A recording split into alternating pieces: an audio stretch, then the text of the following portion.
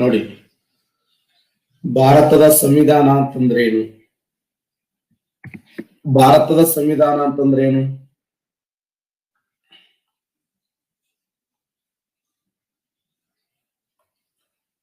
ಒಂದು ರಾಷ್ಟ್ರದ ಮೂಲಭೂತ ಕಾನೂನುಗಳು, ಒಂದು ರಾಷ್ಟ್ರದ ಮೂಲಭೂತ ಕಾನೂನುಗಳ ಅಥವಾ ಕಾನೂನುಗಳನ್ನ ಸಂವಿಧಾನ ಅಂತ ಕರೀತಾರೆ ಅಲ್ಲ. ಸಂವಿಧಾನ ಅಂತಂದ್ರೆ ಏನು?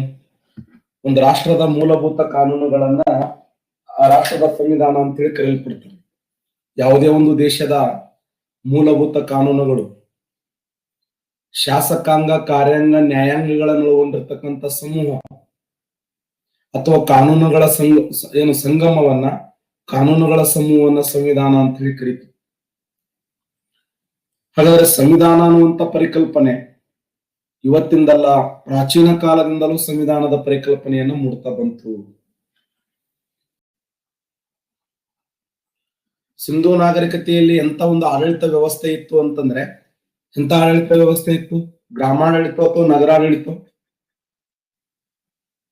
ಸಿಂಧೂ ನಾಗರಿಕತೆಯಲ್ಲಿ ಎಕ್ಸಲೆಂಟ್ ನಗರಗಳಿಂದ ಕೂಡಿದಂತ ಆಡಳಿತ ಇತ್ತು. ಸಿಂಧೂ ನಾಗರಿಕತೆಯಲ್ಲಿ ನಗರಾಡಳಿತ, ನಗರಗಳಿಂದ ಕೂಡಿದಂತ ಒಂದು ವ್ಯವಸ್ಥೆಯನ್ನು ನೋಡ್ತೀವಿ. ಸಿಂಧೂ ನಾಗರಿಕತೆಯಲ್ಲಿ ನಗರಾಡಳಿತ, ಸಿಂಧೂ ನಾಗರಿಕತೆಯಲ್ಲಿ ನಗರಾಡಳಿತ ವ್ಯವಸ್ಥೆ ಇತ್ತು. ಆದರೆ ಸಿಂಧೂ ನಾಗರಿಕತೆಯಲ್ಲಿ ಯಾವುದೇ ಉಲ್ಲೇಖಗಳಿಲ್ಲ, ಯಾವುದೇ ಮೂಲಾಧಾರಗಳು ಸ್ಪಷ್ಟವಾಗಿ ಬರೆದಿಲ್ಲ. ಸಿಂಧೂ ನಾಗರಿಕತೆಯಲ್ಲಿ ನಗರಾಡಳಿತ ಇತ್ತು, ಅವರು ಕಟ್ಟುನಿಟ್ಟಿನ ನಗರಾಡಳಿತವನ್ನು ಮಾಡ್ತಾ ಇದ್ರು. ಸಿಂಧೂ ನಾಗರಿಕರು ತಮ್ಮದೇ ಆಗಿರುವಂತ ಒಂದು ವಿಶಿಷ್ಟವಾಗಿರುವಂತಹ ಆಡಳಿತ ಪದ್ಧತಿಯನ್ನ ಅನುಸರಿಸಿಕೊಂಡು ಬಂದ್ರು ಅನ್ನುವಂತ ಉಲ್ಲೇಖಗಳನ್ನು ನಾವು ಇಲ್ಲಿ ನೋಡಕ್ಕ ಸಾಧ್ಯ ಇಲ್ಲ. ಆದರೆ ಸಿಂಧೂ ನಾಗರಿಕತೆಯನ್ನು ಅಂದ್ರೆ, ಯಾಕಂದ್ರೆ ಅಷ್ಟು ಕಟ್ಟುನಿಟ್ಟಾದಂತ ಆಡಳಿತ ಇತ್ತು ಅನ್ನೋದಕ್ಕೆ ನಾವು ಸಾಕ್ಷಿ ಏನು ಅಂದ್ರೆ, ಆ ಊರಿನ ಸ್ವಚ್ಛತೆ ಆಗಿರಬಹುದು, ಆಮೇಲೆ ಅಲ್ಲಿ ಕಂಡು ಬರುವಂತ ಸ್ನಾನದ ಕೊಳ್ಳಿನ ಅವತ್ತಿನ ನೀರು ಏನಾಗ್ತಿತ್ತು ಅಂದ್ರೆ ಸ್ವಚ್ಛ ಆಗ್ತಿತ್ತು. ಯಾರಾದ್ರೂ ಊರಿಗೆ ಎಂಟ್ರಿ ಕೊಟ್ರೆ ಆ ಊರಿನಲ್ಲಿ ಪ್ರತಿಯೊಂದು ಊರುಗಳಿಗೆ ಒಂದು ದ್ವಾರ ಬಾಗಿಲುಗಳಂತಿದ್ದು, ಪ್ರತಿಯೊಂದು ಊರುಗಳಿಗೆ ಒಂದು ದ್ವಾರ ಬಾಗಿಲುಗಳಂತ, ಅದಕ್ಕೆ ರಕ್ಷಣಾ ಗೋಡೆಗಳಂತ ಕರಿತಿದ್ರು. ಆ ರಕ್ಷಣಾ ಗೋಡೆಗಳು ಆ ಊರಿಗೆ ಎಂಟ್ರಿ ಕೊಡ್ಬೇಕಾದ್ರೆ ಕಂಪಲ್ಸರಿ ದ್ವಾರ ಬಾಗಿಲು ಇರ್ತಿತ್ತು. ದ್ವಾರ ಬಾಗಿಲು ಕಂಪಲ್ಸರಿ ಏನಪ್ಪಾ ಅಂದ್ರೆ ಇಬ್ರು ದ್ವಾರ ಪಾಲಕರು ಇರ್ತಿದ್ರು. ಅವ್ರ ದ್ವಾರ ಪಾಲಕರು ಏನ್ ಮಾಡ್ತಿದ್ರ ಅಂದ್ರೆ ಬರಿತಾ ಇದ್ರು ಅವ್ರು, ನೀ ಯಾರು, ಏನು, ಯಾರ ಮನೆಗೆ ಬಂದಿ, ಎಷ್ಟು ದಿನ ಇವ್ರ ಮನೆಯಲ್ಲಿ ಇರ್ತಿ. ಒಂದು ವೇಳೆ ಹೆಚ್ಚಿಗಿದ್ರೆ ನೇರವಾಗಿ ಅವ್ರ ಮನೆಗೆ ಹೋಗಿ ಅಟ್ಯಾಕ್ ಮಾಡೋರು. ಅಟ್ಯಾಕ್ ಮಾಡಿ ಅಮಾತ ಅವ್ನು ಎತ್ಕೊಂಡು ಹೋಗಿ ಒಕ್ಕಟ್ಟು ಬಿಡ್ರ ಹೊರಗೆ. ತಡಿಯಲ್ಲೇನ ಬರ್ತೀನಿ, ಸುಮ್ಮನಡಿಲಿ ಇನ್ನೇಮ್ ಬಂದ ನೋಡೋಣ, ಲುಂಗಿ ಹಂಗಿ ಪೂರ್ತಿ ಒಯ್ದು ಒಕ್ಕಟ್ಟು ಬಿಡ್ರ ಅವ್ನು, ಇನ್ನೇಮ್ ನಮ್ಮ ಊರಿಗೆ ಬಂದ ನೋಡೋಣ ಅಂತ ಒಂದು ಕಟ್ಟುನಿಟ್ಟಿನ ಆಡಳಿತ ವ್ಯವಸ್ಥೆ ಸಿಂಧೂ ನಾಗರಿಕತೆಯಲ್ಲಿ ಇತ್ತು. ಹಾಗಾದ್ರೆ ಅಷ್ಟು ಕಟ್ಟುನಿಟ್ಟಿನ ಆಡಳಿತ ವ್ಯವಸ್ಥೆ ಇತ್ತು ಅನ್ನೋದಾದ್ರೆ ಅಲ್ಲಿ ಅದ್ಭುತವಾದಂತ ನಗರಾಡಳಿತ ಇರಬಹುದು ಅನ್ನುವಂಥದ್ದು ಅಲ್ಲ. ಈಗ ನೀವು ನೋಡ್ರಿ, ನೀವು ಮಹಾನಗರ ಪಾಲಿಕೆಗಳಲ್ಲಿ, ಪುರಸಭೆಗಳಲ್ಲಿ ಏನ್ ಹೇಳ್ತಾರೆ ಅಂದ್ರೆ, ನೀವು ಪ್ಲಾಸ್ಟಿಕ್ ಬ್ಯಾಗ್ ಗಳನ್ನು ಯೂಸ್ ಮಾಡಬಾರದು, ನಿಮಗೆ ಭಾರಿ ಪ್ರಮಾಣದ ದಂಡವನ್ನು ವಿಧಿಸಲಾಗುತ್ತದೆ. ಇಲ್ಲಿವರೆಗೆ ನಾನು ನೋಡೆಯಲ್ಲಿ ಯಾರಿಗೆ ದಂಡ ಹಾಕಿದ್ದು, ಸುಮ್ಮನೆ ಮೈಕ್ ಅನೌನ್ಸ್ ಮಾಡ್ತಾ ಇರ್ತಾರೆ ನೋಡ್ರಿ, ಭಾರಿ ಪ್ರಮಾಣದ ದಂಡವನ್ನು ವಿಧಿಸಲಾಗುತ್ತದೆ. ಇರ್ಲಿ, ಒಟ್ಟಾರೆಯಾಗಿ ಸಿಂಧೂ ನಾಗರಿಕತೆಯಲ್ಲಿ ನಗರಾಡಳಿತ ವ್ಯವಸ್ಥೆ ಇತ್ತು ಅನ್ನೋದಕ್ಕೆ ಅವರ ಕಟ್ಟುನಿಟ್ಟಿನ ಆಡಳಿತ, ಆ ಸ್ವಚ್ಛತೆ, ಆ ಗ್ರಾಮಾಡಳಿತ, ಆ ಜನರ ಒಂದು ಹಾವಭಾವಗಳು ಪ್ರತಿನಿಧಿಸ್ತವೆ. ಇನ್ನು ಎರಡನೇದ್ದೇನಂದ್ರೆ ವೇದ ನಾಗರಿಕತೆ.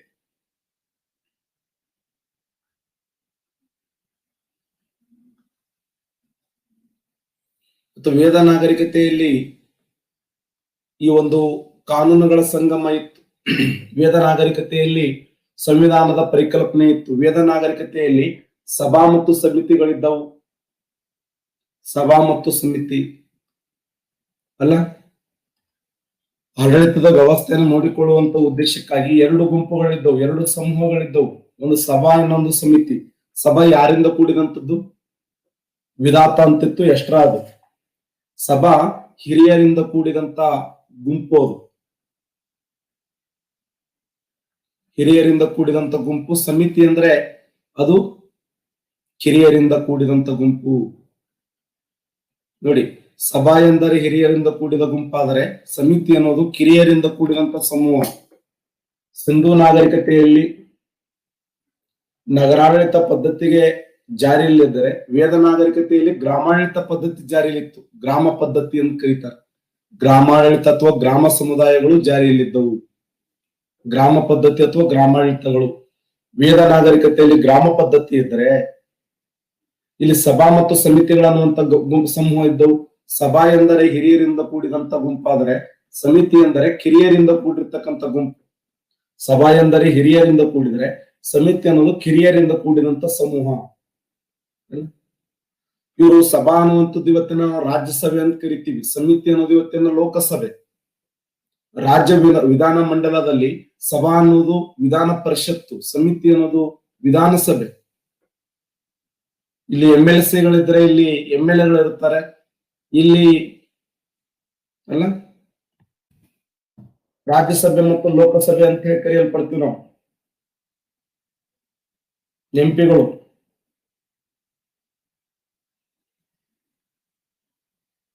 ರಾಜನಿಗೆ ನೆರವಾಗುವಂತ ಒಂದು ಸಮೂಹ, ರಾಜನಿಗೆ ಮಾರ್ಗದರ್ಶನ ಮಾಡುವಂತ ಸಮೂಹ. ಅಂದ್ರೆ ಒಂದು ಕಟ್ಟುನಿಟ್ಟಿನ ಆಡಳಿತ ಪದ್ಧತಿ. ಬರೇ ನಾವು ನಗರ ಯೋಜನೆ ಇಂಪಾರ್ಟೆಂಟ್ ಅಲ್ಲ, ನಗರ ಯೋಜನೆಯ ಜೊತೆಗೆ ಅಥವಾ ಗ್ರಾಮ ಯೋಜನೆ ಜೊತೆಗೆ ಅಲ್ಲಿ ಕಟ್ಟುನಿಟ್ಟಿನ ಆಡಳಿತ ಇತ್ತು ಅಂದ್ರೆ ಮಾತ್ರ ಅಲ್ಲಿ ಅತ್ಯುತ್ತಮವಾದ ನಾಗರಿಕತೆ ಬೆಳಿತಾವ ಅನ್ನುವಂತ ಭಾವ ಅವರಲ್ಲಿ ಬೆಳಿತಾ ಬಂತು. ಒಟ್ಟಾರೆಯಾಗಿ ಸಿಂಧೂ ನಾಗರಿಕತೆ ಆಗಿರ್ಬೋದು, ವೇದ ನಾಗರಿಕತೆ ಆಗಿರ್ಬೋದು, ಅಷ್ಟೇ ಅಲ್ಲದೆ ಪ್ರಾಚೀನ ಕಾಲದಲ್ಲಿ ನಾವು ಚೋಳರ ಕಾಲದ ಮಾದರಿಯಾಗಿರುವಂತ ಆಡಳಿತ ವ್ಯವಸ್ಥೆಯನ್ನು ನೋಡ್ತೀವಿ. ಚೋಳರ ಕಾಲದಲ್ಲಿ 1ನೇ ಪರಾಂತಕ ಅಂತ ಹೇಳಿ, ಚೋಳರ 1ನೇ ಪರಾಂತಕ, ಚೋಳರ 1ನೇ ಪರಾಂತಕನು ಕೆತ್ತನೆ ಮಾಡಿದ ಶಾಸನ ಯಾವುದು? ಎಕ್ಸಲೆಂಟ್, ಉತ್ತರ ಮೇರೂರು ಶಾಸನ ಅಂತ ಕರಿತೀವಿ. ಚೋಳರ 1ನೇ ಪರಾಂತಕನ ಉತ್ತರ ಮೇರೂರು ಶಾಸನ. ಈ ಉತ್ತರ ಮೇರೂರು ಶಾಸನದ ವಿಶೇಷ ಏನಂದ್ರೆ ಭಾರತ ದೇಶದಲ್ಲಿ ಮೊಟ್ಟ ಮೊದಲ ಬಾರಿಗೆ ಗ್ರಾಮಾಡಳಿತದ ಬಗ್ಗೆ ತಿಳಿಸಿದಂತ, ಗ್ರಾಮದ ಆಡಳಿತದ ಬಗ್ಗೆ ತಿಳಿಸಿರ್ತಕ್ಕಂತ ಒಂದು ಶಾಸನ ಯಾವುದಂದ್ರೆ ಅದು ಉತ್ತರ ಮೇರೂರು ಶಾಸನ. ಉತ್ತರ ಮೇರೂರು ಶಾಸನದ ಮೂಲಕ ಊರಲ್ಲಿ ಗ್ರಾಮ ಪಂಚಾಯತಿ ಎಲೆಕ್ಷನ್ ನಡೀತಾ ಇದ್ದು. ಆ ಗ್ರಾಮ ಪಂಚಾಯತಿ ಎಲೆಕ್ಷನ್ ಸೆಲೆಕ್ಟ್ ಆಗ್ಬೇಕಾದ್ರೆ ಅಲ್ಲಿ ಕೆಲವು ನಿಯಮಗಳಿದ್ದು. ಅವ್ರಿಗೆ ಕಂಪಲ್ಸರಿ ಆಸ್ತಿ ಇರಬೇಕು, ಆ ಊರಿನ ಸದಸ್ಯನಾಗಿರಬೇಕು. ಈ ತರ ಇವತ್ತಿಗಿಂತಲೂ ಕಟ್ಟುನಿಟ್ಟಾದಂತ ವ್ಯವಸ್ಥೆ ಆ ಕಾಲದಲ್ಲಿ ಇತ್ತು ಅಲ್ಲ. ಆ ಉದ್ದೇಶಕ್ಕಾಗಿ ನೋಡಿ, ನಮ್ಮ ಸಿಂಧು ನಾಗರಿಕತೆ ಆಗಿರಬಹುದು, ವೇದ ನಾಗರಿಕತೆ ಆಗಿರಬಹುದು, ಚೋಳರ ಕಾಲದಲ್ಲಿ ಭಾರತ ಸಂವಿಧಾನ ಬೆಳೀತಾ ಬಂತು. ಕೇವಲ ನಾವು ಭಾರತ ಸಂವಿಧಾನವನ್ನ 1773 ರೆಗ್ಯುಲೇಟಿಂಗ್ ಆಕ್ಟ್ ಅನ್ನು ಮುಂದಿಟ್ಟುಕೊಂಡು ನಾವು ಸ್ಟಡಿ ಮಾಡ್ತೀವಲ್ಲ, ಅದು ರಾಂಗ್. ಬ್ರಿಟಿಷರು ಜಾರಿಗೆ ತರುವ ಕಾಯ್ದೆಗಳಿಗಿಂತಲೂ ಅವರ ಅಪ್ಪನಂತ ಕಾಯ್ದೆಗಳನ್ನು ಭಾರತ ದೇಶದಲ್ಲಿ ಜಾರಿಗೆ ತಂದಿದ್ದು ಅಲ್ಲ. ನಾವು ಸಿಂಧು ನಾಗರಿಕತೆ ಆಗಿರಬಹುದು, ವೇದ ನಾಗರಿಕತೆ ಆಗಿರಬಹುದು, ಉತ್ತರ ಮೇರೂರು ಶಾಸನ ಇವತ್ತು ಕೂಗಿ ಕೂಗಿ ಹೇಳ್ತದ, ಬರ್ರಿಲ್ಲ ನನ್ನ ಬಗ್ಗೆ ಸ್ಟಡಿ ಮಾಡ್ಬೇಡ್ರಿ ಅಂತ ಉತ್ತರ ಮೇರೂರು ಶಾಸನ ಅಂತ ಒಂದು ಶಾಸನಗಳನ್ನ, ಅಂತ ಒಂದು ನಾಗರಿಕತೆಯನ್ನ ಪ್ರಪಂಚಕ್ಕೆ ಕೊಟ್ಟಂತ ದೇಶ ಅಂದ್ರೆ ಭಾರತ ದೇಶ. ಇನ್ನು ನಮ್ಮ ಭಾರತ ದೇಶದಲ್ಲಿ ಈ ಲಿಖಿತವಾಗಿ, ನಾಳೆ ಕ್ವಶನ್ ಕೇಳ್ತಾನೆ, ಲಿಖಿತ ರೂಪದಲ್ಲಿ ಭಾರತ ಸಂವಿಧಾನಕ್ಕೆ ಕೊಡುಗೆ ಕೊಟ್ಟಿರ್ತಕ್ಕಂಥ ಒಂದು ಕಾಯ್ದೆ ಯಾವ್ದಂದ್ರೆ ರೆಗ್ಯುಲೇಟಿಂಗ್ ಆಕ್ಟ್ 1773. ಬ್ರಿಟಿಷರು ಭಾರತ ದೇಶದಲ್ಲಿ 2 ಕದನಗಳ ನಂತರ ತಮ್ಮದೇ ಆದ ಕಾಯ್ದೆಗಳನ್ನು ಜಾರಿಗೆ ತರ್ತಾ ಬಂದ್ರು. ಒಂದು 1757ರ ಪ್ಲಾಸ್ಟಿಕ್ ಕದನ, 1764ರ ಬಾಕ್ಸರ್ ಕದನ, 1757 ಜೂನ್ 23 ಮೋಸದಿಂದ ಗೆದ್ದಂತ ಕದನ, 1764 ಬಾಕ್ಸರ್, ಅಕ್ಟೋಬರ್ 22 ಬಾಕ್ಸರ್ ಕದನ, 1765 ಆಗಸ್ಟ್ 12ರಂದು ಅಲಹಾಬಾದ್ ಒಪ್ಪಂದ. ಈ 3 ಘಟನೆಗಳ ನಂತರ ಭಾರತ ದೇಶದಲ್ಲಿ ಬ್ರಿಟಿಷರು ಮೊಟ್ಟ ಮೊದಲ ಬಾರಿಗೆ ಒಂದು ಲಿಖಿತ ರೂಪದ ಕಾಯ್ದೆಯನ್ನು ಜಾರಿಗೆ ತರ್ತಾರೆ. ಆ ಲಿಖಿತ ರೂಪದ ಕಾಯ್ದೆ ಯಾವ್ದಂದ್ರೆ ರೆಗ್ಯುಲೇಟಿಂಗ್ ಆಕ್ಟ್ ಅಂತ ಕರೀತಾರೆ. ಅದು ಏನಿದು ರೆಗ್ಯುಲೇಟಿಂಗ್ ಆಕ್ಟ್? ರೆಗ್ಯುಲೇಟಿಂಗ್ ಆಕ್ಟ್ ಅದ ವಿಶೇಷ ಏನು ಅಂತಂದ್ರೆ, ಬರಿತಾ ಇದ್ದೀರಿ, ನೋಟ್ಸ್ ಮಾಡ್ಲಾಕತ್ತೀರಿ, ಭಾರತ ಸಂವಿಧಾನ ಬೆಳೆದು ಬಂದಂತ ದಾರಿ ಇದು. ನೋಡಿ, ಬ್ರಿಟಿಷರು ಭಾರತ ದೇಶಕ್ಕೆ ಒಂದು ಆಕಸ್ಮಿಕವಾಗಿ ವ್ಯಾಪಾರ ಮಾಡಕ್ ಬಂದವರು. ನಮ್ಮಲ್ಲಿ ಸರಿಯಾಗಿ ಹೊಂದಾಣಿಕೆ ಇಲ್ಲದೆ ಇರುವ ಸಲುವಾಗಿ ನಮ್ಮಲ್ಲಿ ಸರಿಯಾಗಿರುವಂತ ವ್ಯವಸ್ಥೆ ಇಲ್ಲದೇ ಇರುವ ಸಲುವಾಗಿ ಅಲ್ಲ, ನಮ್ಮಲ್ಲಿ ಸರಿಯಾದ ಹೊಂದಾಣಿಕೆ, ಸರಿಯಾದಂತ ಅನ್ಯೋನ್ಯವಾದ ಸಂಬಂಧ ಇಲ್ಲದೇ ಇರುವ ಸಲುವಾಗಿ ಅವರು ನಮ್ಮ ಭಾರತ ದೇಶದಲ್ಲಿ ತಮ್ಮದೇ ಆದಂತ ವಿಶಿಷ್ಟ ತರದ ಆಳ್ವಿಕೆಯನ್ನ ಅಥವಾ ಆಡಳಿತವನ್ನ ಆರಂಭ ಮಾಡ್ತಾರೆ. 1757 ಪ್ಲಾಸ್ಟಿಕ್ ಕದನ ಜೂನ್ 23 ಸಿರಾಜ್ ಉದ್ದೌಲನ್ನ ಕೊಂದು ಹಾಕಿದರು. 1764 ಬಾಕ್ಸರ್ ಕದನ ಅಕ್ಟೋಬರ್ 22ರಂದು ಮೀರ್ ಕಾಸಿಂನನ್ನು ಕೊಂದು ಹಾಕಿದರು. 1765ರಲ್ಲಿ ದೆಹಲಿಯ ಚಕ್ರವರ್ತಿಯಾಗಿರುವಂತ ಎರಡನೇ ಶಾ ಆಲಂ, ಔಧದ ನವಾಬನಾಗಿರುವಂತ ಸುಜಾ ಉದ್ದೌಲ್ ಅವರಿಬ್ಬರ ಮಧ್ಯದಲ್ಲಿ ಒಪ್ಪಂದವನ್ನು ಮಾಡ್ಕೊತಾರೆ. ಯಾವ ವರ್ಷ ಅಂದ್ರೆ 1765 ಆಗಸ್ಟ್ 12ರಂದು ಅಲಹಾಬಾದ್ ಒಪ್ಪಂದ ಅಂತ ಕರಿತೀವಿ. ಅಲಹಾಬಾದ್ ಒಪ್ಪಂದ. ಈ ಅಲಹಾಬಾದ್ ಒಪ್ಪಂದದ ಮೂಲಕ ಭಾರತ ದೇಶದಲ್ಲಿ ತಮ್ಮದೇ ಆದಂತ ಈ ಕಂದಾಯ ವಸೂಲಿ ಮಾಡುವಂತ ಪದ್ಧತಿಯನ್ನ ಬಂಗಾಳ, ಬಿಹಾರ, ಒರಿಸ್ಸಾ ಪ್ರಾಂತ್ಯಗಳಲ್ಲಿ ತೆರಿಗೆಯನ್ನ ಸಂಗ್ರಹ ಮಾಡುದು, ತೆರಿಗೆ ರಹಿತವಾದ ವ್ಯಾಪಾರ ಮಾಡಿದ್ದು 1717ರಲ್ಲಿ. ತುರ್ಕ್ಶಿಯಾರ್ ನಿಮ್ಗೆಲ್ಲ ಗೊತ್ತದ, ಹಿಸ್ಟ್ರಿಯಲ್ಲಿ ಬರ್ತಾವ. ಹಾಗಾದ್ರೆ ಈ 1765 ಆಗಸ್ಟ್ 12ರಂದು ಅಲಹಾಬಾದ್ ಏನು ಒಪ್ಪಂದದ ನಂತರ ಬ್ರಿಟಿಷರು ಭಾರತ ದೇಶದಲ್ಲಿ ಜಾರಿಗೆ ತಂದಿರತಕ್ಕಂತ ಮೊಟ್ಟ ಮೊದಲ ಕಾಯ್ದೆ ಯಾವ್ದಂದ್ರ 1773ರಲ್ಲಿ ರೆಗ್ಯುಲೇಟಿಂಗ್ ಆಕ್ಟ್ ಅಂತ ಕರಿತೀವಿ. ರೆಗ್ಯುಲೇಟಿಂಗ್ ಆಕ್ಟ್ ಅಂದ್ರೆ ಏನು? ಭಾರತ ದೇಶದಲ್ಲಿ ಬ್ರಿಟಿಷರ ನಿಯಂತ್ರಣ. ರೆಗ್ಯುಲೇಟಿಂಗ್ ಕಾಯ್ದೆ ವಿಶೇಷ ಏನಂತಂದ್ರೆ ಇದು ಬ್ರಿಟಿಷ್ ಈಸ್ಟ್ ಇಂಡಿಯಾ ಕಂಪನಿಯ ಆಡಳಿತದ ಮೇಲೆ ನಿಯಂತ್ರಣ ತಂದಂತ ಮೊದಲ ಕಾಯ್ದೆ. ಇದು 1773ರ ರೆಗ್ಯುಲೇಟಿಂಗ್ ಕಾಯ್ದೆ ವಿಶೇಷ ಏನು ಅಂತಂದ್ರೆ,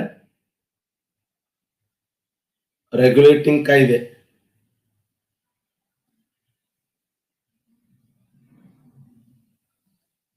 ಚೆನ್ನಾಗಿ ನೋಟ್ಸ್ ಮಾಡಿ. ಜಗತ್ತಿನಲ್ಲಿ ಮೊಟ್ಟ ಮೊದಲ ಬಾರಿಗೆ ಯಾವ ತರ ಅಮೆರಿಕ ದೇಶದ ಸಂವಿಧಾನ ಲಿಖಿತ ರೂಪದ ಸಂವಿಧಾನವನ್ನು ಜಾರಿಗೆ ತಂತೋ ಹಾಗೆ ಭಾರತ ದೇಶದಲ್ಲಿ ಬ್ರಿಟಿಷರು ಮೊಟ್ಟ ಲಿಖಿತ ರೂಪದಲ್ಲಿ ಜಾರಿಗೆ ತಂದಂತ ಕಾಯ್ದೆ ಅಂದ್ರೆ ರೆಗ್ಯುಲೇಟಿಂಗ್ ಕಾಯ್ದೆ. ಹಾಗಾದ್ರೆ ಭಾರತ ಸಂವಿಧಾನದ ಬೆಳವಣಿಗೆಯಲ್ಲಿ ಇದು ಕೂಡ ಅತ್ಯಂತ ಪ್ರಮುಖವಾದಂತ ಪಾತ್ರ ವಹಿಸ್ತದೆ. ಸಂವಿಧಾನದ ಬೆಳವಣಿಗೆ ಶಾಸನಗಳ ಮೇಲೆ ಕ್ವಶನ್ ಕೇಳ್ತಾನೆ. ಆ ಉದ್ದೇಶಕ್ಕಾಗಿ ಈ ಪಾಯಿಂಟ್ ಗಳನ್ನ ಎಕ್ಸ್ಪ್ಲೇನ್ ಮಾಡ್ತಾ ಇದ್ದೇನೆ. ಓಕೆ, 1773 ರೆಗ್ಯುಲೇಟಿಂಗ್ ಆಕ್ಟ್ ಅದ ವಿಶೇಷ ಇದೇನಪ್ಪಾ ಅಂದ್ರೆ ಇದು ಬ್ರಿಟಿಷ್ ಈಸ್ಟ್ ಇಂಡಿಯಾ ಕಂಪನಿ, ಇದು ಬ್ರಿಟಿಷ್ ಈಸ್ಟ್ ಇಂಡಿಯಾ ಕಂಪನಿ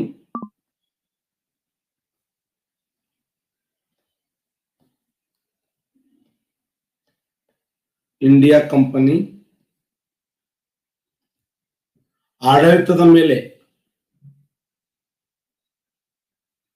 ಆಡಳಿತದ ಮೇಲೆ ನಿಯಂತ್ರಣ ತಂದ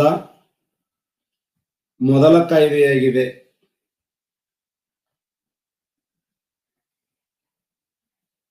ಮೊಟ್ಟ ಮೊದಲ ಕಾಯ್ದೆ ಇದು.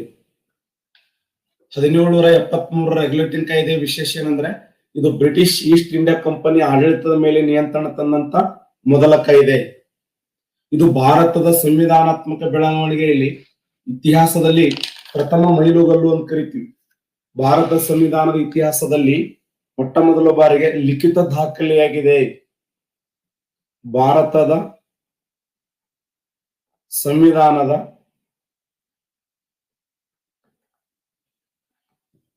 ಬೆಳವಣಿಗೆಗೆ ಮೊದಲ ಲಿಖಿತ ದಾಖಲೆ. ಸರ್ ಅಂತದ್ ಏನಾಯ್ತು ಸರ್ ರೆಗ್ಯುಲೇಟಿಂಗ್ ಆಕ್ಟ್ ದಲ್ಲಿ? ಆ ರೆಗ್ಯುಲೇಟಿಂಗ್ ಆಕ್ಟ್ ದ ವಿಶೇಷ ಏನು? ರೆಗ್ಯುಲೇಟಿಂಗ್ ಆಕ್ಟ್ ದ ವಿಶೇಷ ಏನು ಅಂತಂದ್ರೆ ಆಡಳಿತದಲ್ಲಿ ಬದಲಾವಣೆ ಐತಿ. ಇಲ್ಲಿ ಏನ್ ಮಾಡಿದ್ರು? ಬಂಗಾಳದ ಗವರ್ನರ್ ಅಂತ ಕರೀತಾ ಇದ್ರು ಫಸ್ಟ್, ಬಂಗಾಳದ ಗವರ್ನರ್. ಆ ಬಂಗಾಳದ ಗವರ್ನರ್ ಅನ್ನುವಂತ ಪದ್ಧತಿಯನ್ನು ತೆಗೆದುಹಾಕಿ ಬಂಗಾಳದ ಗವರ್ನರ್ ಜನರಲ್ ಅನ್ನು ಜಾರಿಗೆ ತಂದ್ರು. ಬಂಗಾಳದ ಗವರ್ನರ್ ಜನರಲ್. Very important. ಒಂದೊಂದು ಕಾಯ್ದೆಗಳನ್ನು ಸವಿಸ್ತಾರವಾಗಿ ಅಧ್ಯಯನ ಮಾಡ್ತಾ ಹೋಗೋಣ. ಅತಿ ಮುಖ್ಯವಾಗಿ ಅನಿಸ್ತದೆ ನಿಮಗೆ. ಬಂಗಾಳದ ಗವರ್ನರ್ ಏನ್ ಸರ, ಕೇವಲ ಅವರು ತಮ್ಮ ಪ್ರದೇಶವನ್ನ ಬಂಗಾಳಕ್ಕೆ ಮಾತ್ರ ಸೀಮಿತವಾಗಿಟ್ಟಿದ್ರು.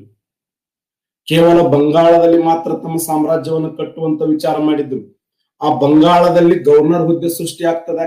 ಬಂಗಾಳದ ಪ್ರಥಮ ಗವರ್ನರ್ ಯಾರಂದ್ರೆ ರಾಬರ್ಟ್ ಕ್ಲೈವ್. ರಾಬರ್ಟ್ ಕ್ಲೈವ್ ಬಂಗಾಳದ ಪ್ರಥಮ ಗವರ್ನರ್. ಆ ಬಂಗಾಳದ ಗವರ್ನರ್ ಜನರಲ್ ಅಂತ ಹೇಳಿ ಸ್ವಲ್ಪ ಹುದ್ದೆಯನ್ನ ಪ್ರಮೋಟ್ ಮಾಡಿದ್ರು, ಹುದ್ದೆಯನ್ನ ಹೆಚ್ಚಿಗೆ ಏರಿಸಿದ್ರು ಆ ಬಂಗಾಳದ ಗವರ್ನರ್. ಹಾಗಾದ್ರೆ ಬಂಗಾಳದ ಪ್ರಥಮ ಗವರ್ನರ್ ಜನರಲ್ ಯಾರು ಅಂತ ಕೇಳ್ತಾನೆ. ಬಂಗಾಳದ ಪ್ರಥಮ ಗವರ್ನರ್ ಜನರಲ್ ಯಾರು ಅಂದ್ರೆ ವಾರನ್ ಹೆಸ್ಟಿಂಗ್.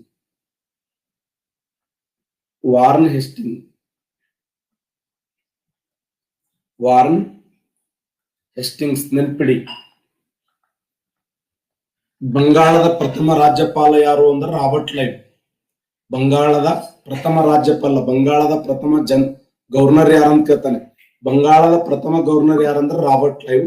ಬಂಗಾಳದ ಪ್ರಥಮ ಗವರ್ನರ್ ಜನರಲ್ ಯಾರು ಅಂತಂದ್ರೆ ವಾರನ್ ಹೆಸ್ಟಿಂಗ್. ಯಾವ ಕಾಯ್ದೆ ಪ್ರಕಾರ ಅಂದ್ರ 1773 ರೆಗ್ಯುಲೇಟಿಂಗ್ ಕಾಯ್ದೆ ಪ್ರಕಾರ. ಏನಿದು ವಿಶೇಷ ರೆಗ್ಯುಲೇಟಿಂಗ್ ಕಾಯ್ದೆ? ಇದು ಬ್ರಿಟಿಷ್ ಈಸ್ಟ್ ಇಂಡಿಯಾ ಕಂಪನಿ ಆಡಳಿತದ ಮೇಲೆ ನಿಯಂತ್ರಣ ತಂದಂತ ಪ್ರಥಮ ಕಾಯ್ದೆ. ಭಾರತದ ಸಂವಿಧಾನ ಬೆಳವಣಿಗೆಯಲ್ಲಿ ಮೊದಲ ಲಿಖಿತ ರೂಪದ ದಾಖಲೆ ಯಾವ್ದಂದ್ರೆ ಅದು ರೆಗ್ಯುಲೇಟಿಂಗ್ ಕಾಯ್ದೆ. ಬಂಗಾಳದ ಈ ರಾಜ್ಯಪಾಲನನ್ನ ಬಂಗಾಳದ ರಾಷ್ಟ್ರಪತಿಯನ್ನಾಗಿ ಪ್ರಮೋಟ್ ಮಾಡ್ತಾರೆ. ಅಂದ್ರೆ ಬಂಗಾಳ, ಬಿಹಾರ, ಒರಿಸ್ಸಾ ಪ್ರಾಂತ್ಯಗಳನ್ನ ನೋಡಿಕೊಳ್ಳುವಂತ ಉದ್ದೇಶಕ್ಕಾಗಿ ಬಂಗಾಳದ ಗವರ್ನರ್ ಜನರಲ್ ಅಂತ ಹೇಳಿ ಕರೆದ್ರು. ಹಾಗಾದ್ರೆ ಬಂಗಾಳದ ಪ್ರಥಮ ಗವರ್ನರ್ ಜನರಲ್ ಯಾರು ಅಂದ್ರ ವಾರನ್ ಹೆಸ್ಟಿಂಗ್.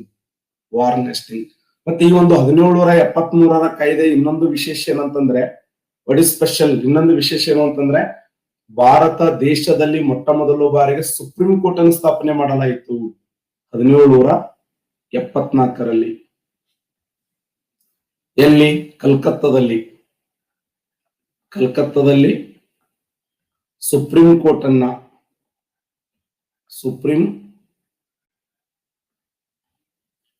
ಸ್ಥಾಪಿಸಲಾಯಿತು.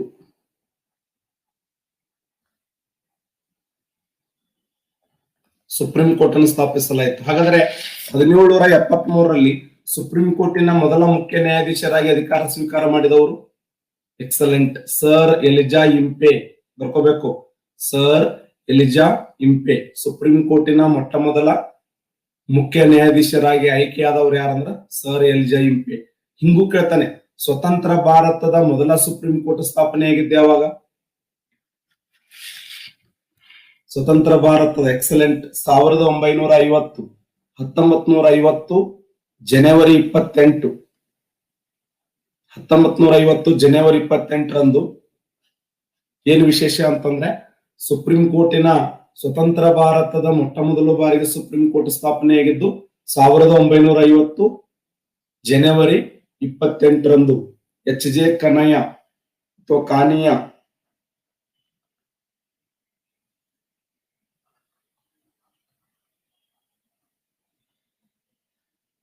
ಮೊದಲ ಮಹಿಳಾ ಸುಪ್ರೀಂ ಕೋರ್ಟಿನ ಮೊದಲ ಮಹಿಳಾ ಮುಖ್ಯ ನ್ಯಾಯಾಧೀಶೆ.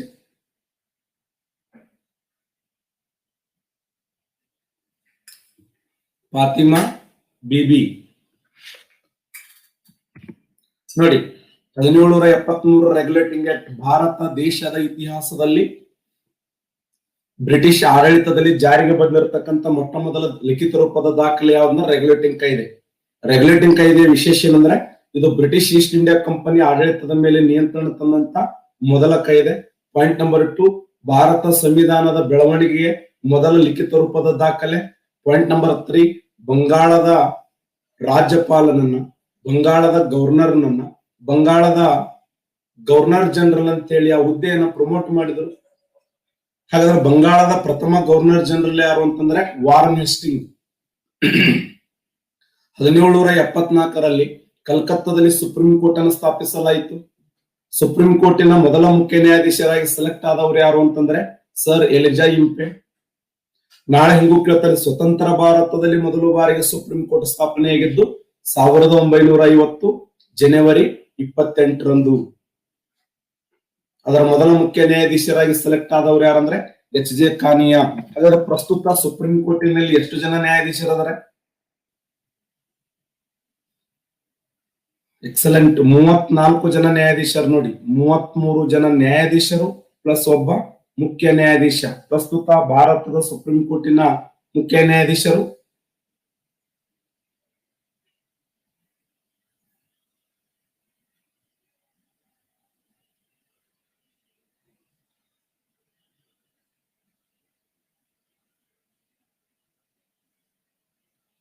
ಎಷ್ಟನೇ ನ್ಯಾಯಾಧೀಶರವರು?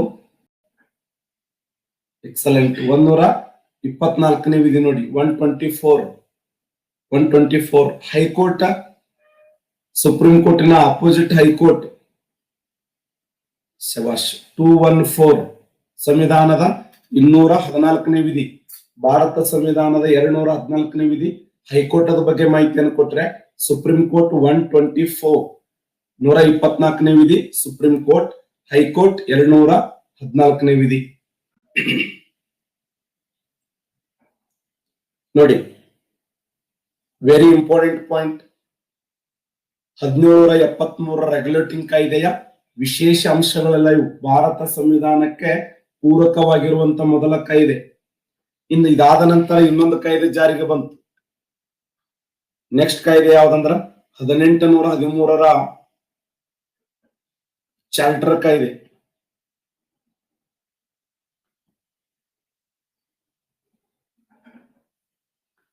ಈ 1853ರ ಚಾರ್ಟರ್ ಕಾಯ್ದೆ ವಿಶೇಷ ಏನು ಅಂತಂದ್ರೆ, ಇದೊಂದು ಅಷ್ಟೊಂದು ಮಹತ್ವದ ಕಾಯ್ದೆ ಅಲ್ಲ, ಆದ್ರೆ ಎರಡು ವಿಚಾರಗಳು ಮಹತ್ವ ಅನಿಸ್ತವೆ.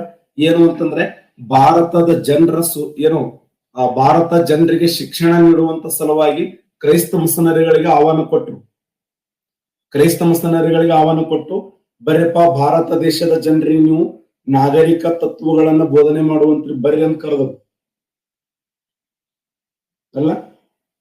ಕ್ರೈಸ್ತ ಧರ್ಮದ ಪ್ರಚಾರಕ್ಕಾಗಿ ಭಾರತ ದೇಶಕ್ಕೆ ಕ್ರೈಸ್ತ ಮಿಷನರಿಗಳನ್ನ ಕರೆ ಕೊಟ್ಟಿರ್ತಕ್ಕಂಥ ಕಾಯ್ದೆ ಯಾವ್ದಂದ್ರೆ ಅದು 1813ರ ಚಾರ್ಟರ್ ಕಾಯ್ದೆ. Point number 1.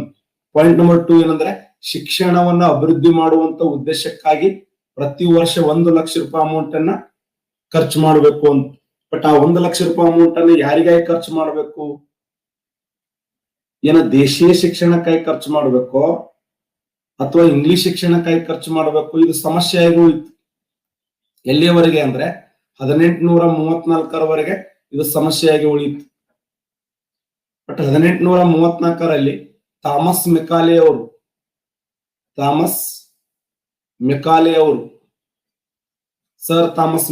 ಅವರು ಭಾರತ ದೇಶದಲ್ಲಿ ಆಂಗ್ಲ ಶಿಕ್ಷಣಕ್ಕೆ ಭದ್ರ ಬುನಾದಿ ಹಾಕ್ತಾರೆ.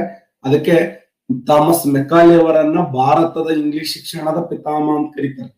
ಸುಮ್ಮನೆ ಗೊತ್ತಿರ್ಲಿ, ನಮ್ಮ ಭಾರತ ಸಂವಿಧಾನದಲ್ಲಿ ವಿದ್ಯಾವಂತ ಪ್ರಜ್ಞಾವಂತ ಜಗತ್ತಿನ ಬೇರೆ ಬೇರೆ ದೇಶದ ಸಂವಿಧಾನಗಳನ್ನು ಅಧ್ಯಯನ ಮಾಡ್ಲಕ್ಕ ಇಂಗ್ಲಿಷ್ ಭಾಷೆ ಸಾಕಷ್ಟು ನೆರವಾಯಿತು. ಹಾಗಾದ್ರೆ ಸರ್ ಥಾಮಸ್ ಮೆಕಾಲೆ ಅವರನ್ನ ಭಾರತದ ಆಂಗ್ಲ ಶಿಕ್ಷಣದ ಪಿತಾಮಹ ಅಂತ ಕರೀತಾರೆ. ಬಟ್ ಅದು ಯಶಸ್ವಿಯಾಗಿದ್ದ ಯಾವ್ದಂದ್ರೆ 1854ರ ವುಡ್ಸನ್ ವರದಿ. ಈ ವುಡ್ಸನ್ ವರದಿಯನ್ನ ಭಾರತದ ಆಂಗ್ಲ ಶಿಕ್ಷಣದ ಮ್ಯಾಗ್ನಾ ಕಾರ್ಟ ಅಂತ ಕರೀತಾರೆ. ಸುಮ್ನೆ ಗೊತ್ತಿರಲಿ ನಿಮ್ಗೆ ಪಾಯಿಂಟ್.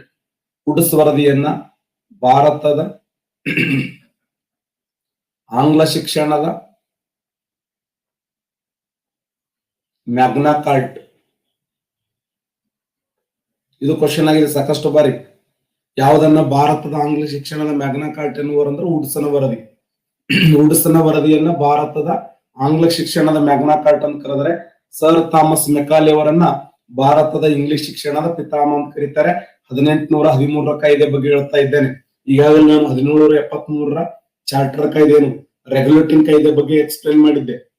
1773ರ ರೆಗ್ಯುಲೇಟಿಂಗ್ ಕಾಯ್ದೆ ವಿಶೇಷ ಏನಂದ್ರೆ, ಇದು ಬ್ರಿಟಿಷ್ ಈಸ್ಟ್ ಇಂಡಿಯಾ ಕಂಪನಿ ಆಡಳಿತದ ಮೇಲೆ ನಿಯಂತ್ರಣ ತಂದಂತ ಮೊದಲ ಕಾಯ್ದೆ.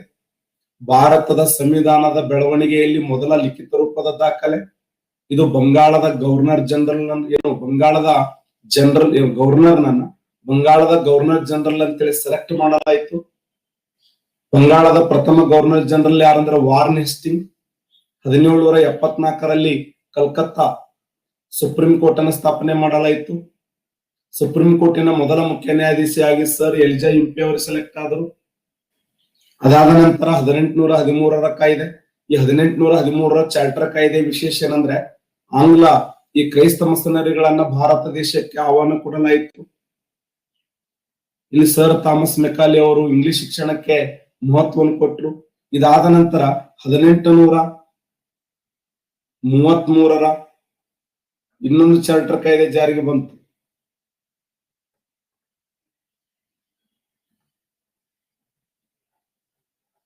ಈ 1833 ಚಾರ್ಟರ್ ಕಾಯ್ದೆಯ ವಿಶೇಷ ಏನು? 1833 ಚಾರ್ಟರ್ ಕಾಯ್ದೆಯ ವಿಶೇಷ ಏನು ಅಂತಂದ್ರೆ, ಬಂಗಾಳದ ಗವರ್ನರ್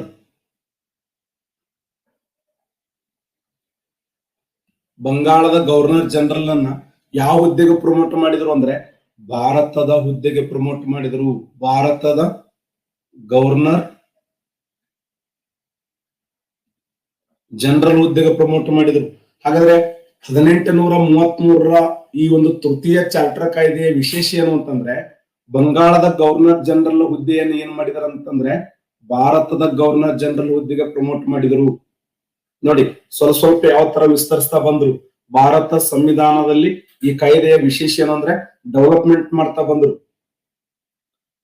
ಹಾಗಾದ್ರೆ ಭಾರತದ ಪ್ರಥಮ ಗವರ್ನರ್ ಜನರಲ್ ಯಾರು ಅಂತ ಕೇಳ್ತಾನೆ. ಎಸ್, ಭಾರತದ ಪ್ರಥಮ ಗವರ್ನರ್ ಜನರಲ್ ಯಾರು?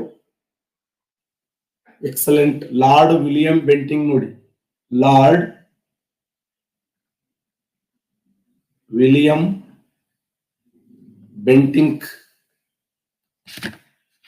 ಭಾರತ ಸಂವಿಧಾನದ ಬೆಳವಣಿಗೆಯ ದಾರಿಯ ಬಗ್ಗೆ ನಾನು ಸೂಕ್ಷ್ಮವಾಗಿ ಹೇಳ್ತಾ ಇದ್ದೇನೆ. ಈ ಪಾಯಿಂಟ್ ನೋಟ್ ಮಾಡ್ತಾ ಹೋಗ್ರಿ. ಲಾರ್ಡ್ ವಿಲಿಯಂ ಬೆಂಟಿಂಗ್ ನ ವಿಶೇಷ ಏನು ಅಂತಂದ್ರೆ, ಭಾರತ ದೇಶದ ಮೊಟ್ಟ ಮೊದಲ ಗವರ್ನರ್ ಜನರಲ್ ಆಗಿ ಸೆಲೆಕ್ಟ್ ಆದನು. ಯಾವ ಕಾಯ್ದೆ ಪ್ರಕಾರ ಅಂದ್ರೆ 1833ರ ಚಾರ್ಟರ್ ಕಾಯ್ದೆ ಪ್ರಕಾರ. Very important. 1833 ಚಾರ್ಟರ್ ಕಾಯ್ದೆ ಪ್ರಕಾರ ಬಂಗಾಳದ ಗವರ್ನರ್ ಜನರಲ್ ಅನ್ನ ಏನನ್ನು ಸೆಲೆಕ್ಟ್ ಮಾಡಲಾಯಿತು ಅಂದ್ರೆ ಭಾರತದ ಗವರ್ನರ್ ಜನರಲ್ ಅನ್ನು ಸೆಲೆಕ್ಟ್ ಮಾಡಲಾಯಿತು. ಭಾರತದ ಪ್ರಥಮ ಗವರ್ನರ್ ಜನರಲ್ ಯಾರಂದ್ರ ಲಾರ್ಡ್ ವಿಲಿಯಂ ಬೆಂಟಿಂಗ್.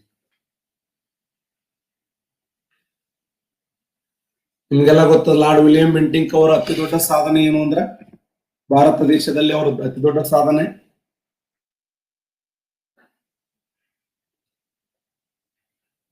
ಸತಿ ಸಹಗಮನ ಪದ್ಧತಿಯನ್ನು ನಿಷೇಧ ಮಾಡಿದ್ದ ಒಂದು ಸಾಧನೆ ಅವರು. 1829 ಡಿಸೆಂಬರ್ 4ರಂದು ಭಾರತ ದೇಶದಲ್ಲಿ ಮೊಟ್ಟ ಮೊದಲ ಬಾರಿಗೆ ಸತಿ ಸಹಗಮನ ಪದ್ಧತಿಯನ್ನು ನಿಷೇಧ ಮಾಡಿರ್ತಕ್ಕಂಥ ವ್ಯಕ್ತಿ ಅವರು. 1829 ಡಿಸೆಂಬರ್ 4ರಂದು ರಾಜಾರಾಮ್ ಮೋಹನ್ ರಾಯ್ ಅವರ ಬೆಂಬಲದೊಂದಿಗೆ. ನೆಕ್ಸ್ಟ್ ನಾವು ನೇರವಾಗಿ 1858ರ ಕಾಯ್ದೆ ಹೋಗೋಣ. 1858ರ ಕಾಯ್ದೆ ವಿಶೇಷ ಏನಂದ್ರೆ 1858ರ ಭಾರತ ಸರ್ಕಾರ ಕಾಯ್ದೆ ಅಂತ ಕರೀತಾರೆ ಇದನ್ನು. ರಾಣಿಯ ಘೋಷಣೆ ಅಂತ ಬಿಡೋಣ. 1858ರ ರಾಣಿಯ ಘೋಷಣೆ,